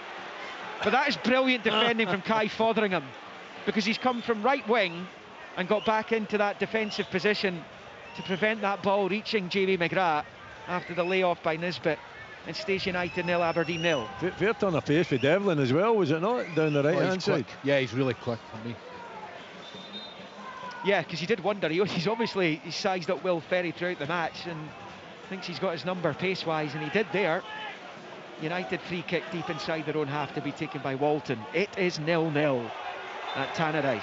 United down to 10 temporarily though, because we've got a man off receiving treatment to, I think, a cut above the eye down below us. So United down to 10 as Walton launches it forward. McDonald's underneath it, his header goes back towards his own box, away by Mackenzie. The United fans wanted a free kick there. Palaversa gets it forward to Clarkson, nicks it through to Nisbet. Now Clarkson looking for Duke. It's not going to reach him though. Walton comes from his own box and clears out for a throw into Aberdeen just inside the United half on this near side. I suppose putting on the extra striker leaves a fair amount of gaps though for Aberdeen to exploit. So although it's a positive message to these players and fans, Aberdeen could maybe take advantage of it. Aberdeen keen to not go 8 games without a win. And this is what's going to happen as it stands. Rubičić, facing his own goal, turns back the way towards the halfway line. Thought better of it. Rolls it out to Devlin on the right-hand side. Infield to Palaversa. 4 minutes, less than that, left of the 90 now. Goalless. He said this is a fixture that doesn't finish goalless terribly often. Here's McDonald out to this left-hand touchline for Clarkson. Infield to Palaversa. Devlin's in space on the right if he can find him. It's a wonderful ball by Palaversa, but Devlin didn't fancy his chances of controlling it. Just skipped away from him, and as we know, Ian, the wind is pretty dreadful tonight, and it maybe just blew away from him at the last second. I would maybe give Nicky that excuse, but I tell you what, it looked a great ping from here, right into Nicky Devlin's path in a real dangerous area. Maybe just misjudged it in the wind. There is a throw into United deep inside their own half, but on the left. Bowled it straight to Nielsen, but he can't control. It's out for another United throw-in now about midway inside their half. Will be another change coming for Aberdeen for the very closing stages of the match. Less than 3 of the 90 to play, plus whatever John Beaton adds on at the end. Bit of head tennis in the midfield. It breaks to Nielsen and he just dumps it up high into the air again. Clarkson can't get onto it. Ferry heads forward. Rubičić dives and heads it out for a United throw-in, which Ferry was keen to take quickly. There was nobody in Tangerine and Black in a good enough position, so he's held on to it for now, and if he's got the wind behind him, this might be a... In fact, it is, because the centre-backs have gone up. He's level with the edge of the centre circle. The centre-backs have made their way into the Aberdeen box. And it comes, gets it to the edge of the area. This is the problem for United if Aberdeen win it, but they've managed to retain it with Fotheringham on the right-hand side of the Aberdeen box. Now Sevelj, left-footed ball comes in, diving down to make the block was McDonald, comes bouncing off his chest, and Aberdeen clear out for a United throw-in on this near side. Unorthodox, I would say. Absolutely. It worked though. I think he took a chance. McDonald. In these conditions, the wind can blow it anywhere, and McDonald had to be very accurate there as he threw himself to the ground to make the block with his chest. We're on 88 minutes. Another long throw for United. Will Ferry over it on this near side. Bowls it into the 6-yard area. It's flicked back towards his own goal there by Mackenzie, and then behind for the corner by McGrath. Dundee United corner. Aberdeen are going to bring Morris and Polvara on at the first opportunity, but they've got more pressing matters, and that is in the shape of Dundee United's latest corner as we tick towards the 90th minute. There's been so much last-ditch defending in this game. Yeah. And the conditions, the wind, you know, when you're throwing them in like that, really difficult to just judge the flight of the ball as well. Hearing there will be 5 minutes added on at the end. Here comes the corner for United into the 6-yard box towards Holt, headed behind for another corner by McDonald onto the roof of his own net. United will come again here, this time from the right-hand side. So we're into the final minute of regulation time. 5 are being added, we hear, so 6 to play. 0-0. United corner in front of the tunnel again. Doherty joining Ferry this time on this near side, straying off the pitch. Ferry with the left foot low into the box, wasn't his best, and it's away by McGrath. Clarkson trying to keep it in play on this near side, and he has done so. And he's found Duke down the left. Nisbet ahead of him. Here goes Duke. Sevelj with the challenge. Duke continues his run down the left-hand side. It's still Duke now level with the penalty spot, but he loses possession. Little flick off the outside of the boot is cleared by United, dumped out for an Aberdeen throw-in. Clarkson takes quickly. Now Palaversa from McGrath shows too much of it to Fotheringham, and out for an Aberdeen throw-in, and they are going to make the change. Certainly one. In fact, there is 2 changes. So Polvara and Morris are going to come on for Clarkson. who's made his way off the pitch now, and the other change sees Jamie McGrath come off. They've not got much time to make an impact. We're into the first of 5 minutes of stoppage time at the end at Tannadice. United 0, Aberdeen 0. Aberdeen scored late to beat United at Pittodrie in October. Is there to be late drama for either of these teams this evening in the city of Discovery? It is McKenzie with a throw into Dante Polvara. Back to McKenzie, challenged well by Fotheringham. He's played well since coming on. Looked like an Aberdeen throw-in. It's actually gone United's way on this near side. So stoppage time is upon us, Willie Miller. Yes, and you know, take a brave man to suggest that these teams are going to be split. I think United probably... No, United have had the better opportunities, but at the same time, goalkeepers have been in form. You know, as the clock ticks down, it's going to take perhaps something special and maybe an error at one end to just separate these teams.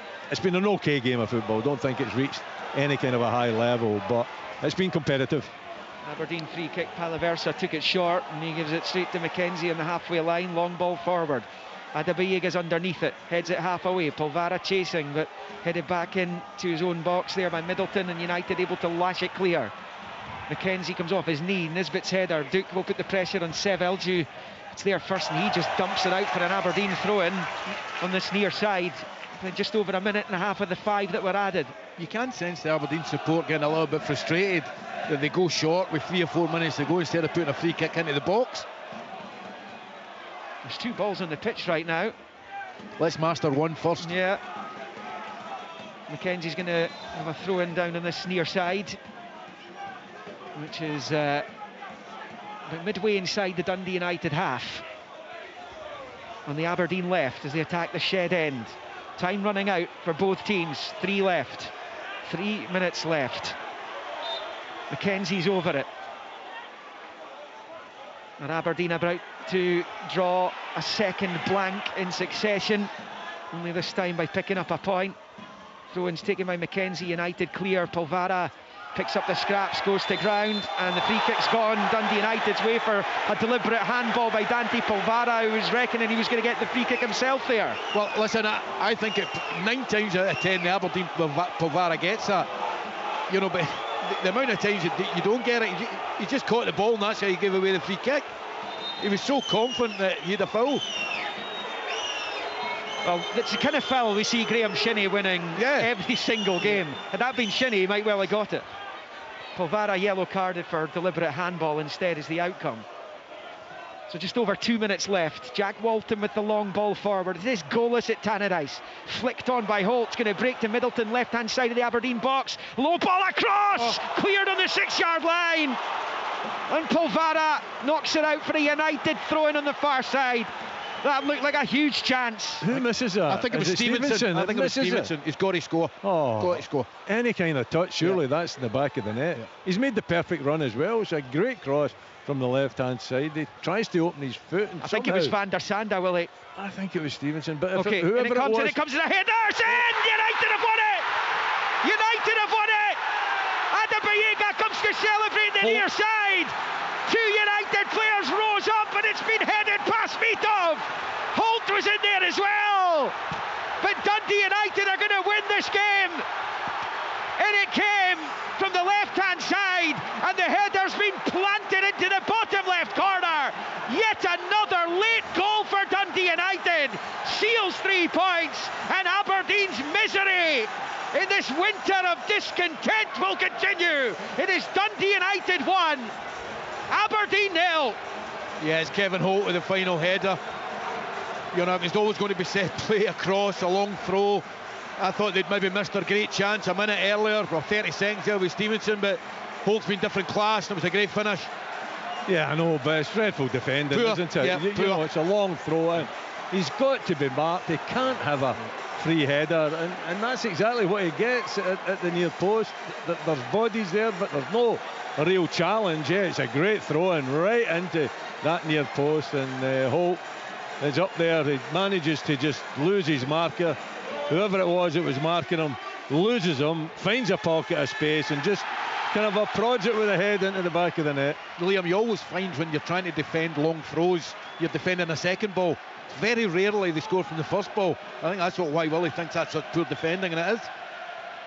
No, United getting their revenge, having lost on or late on against Aberdeen at Pittodrie in October. They've hit them late on themselves here, and yet another goal in the closing stages of a match.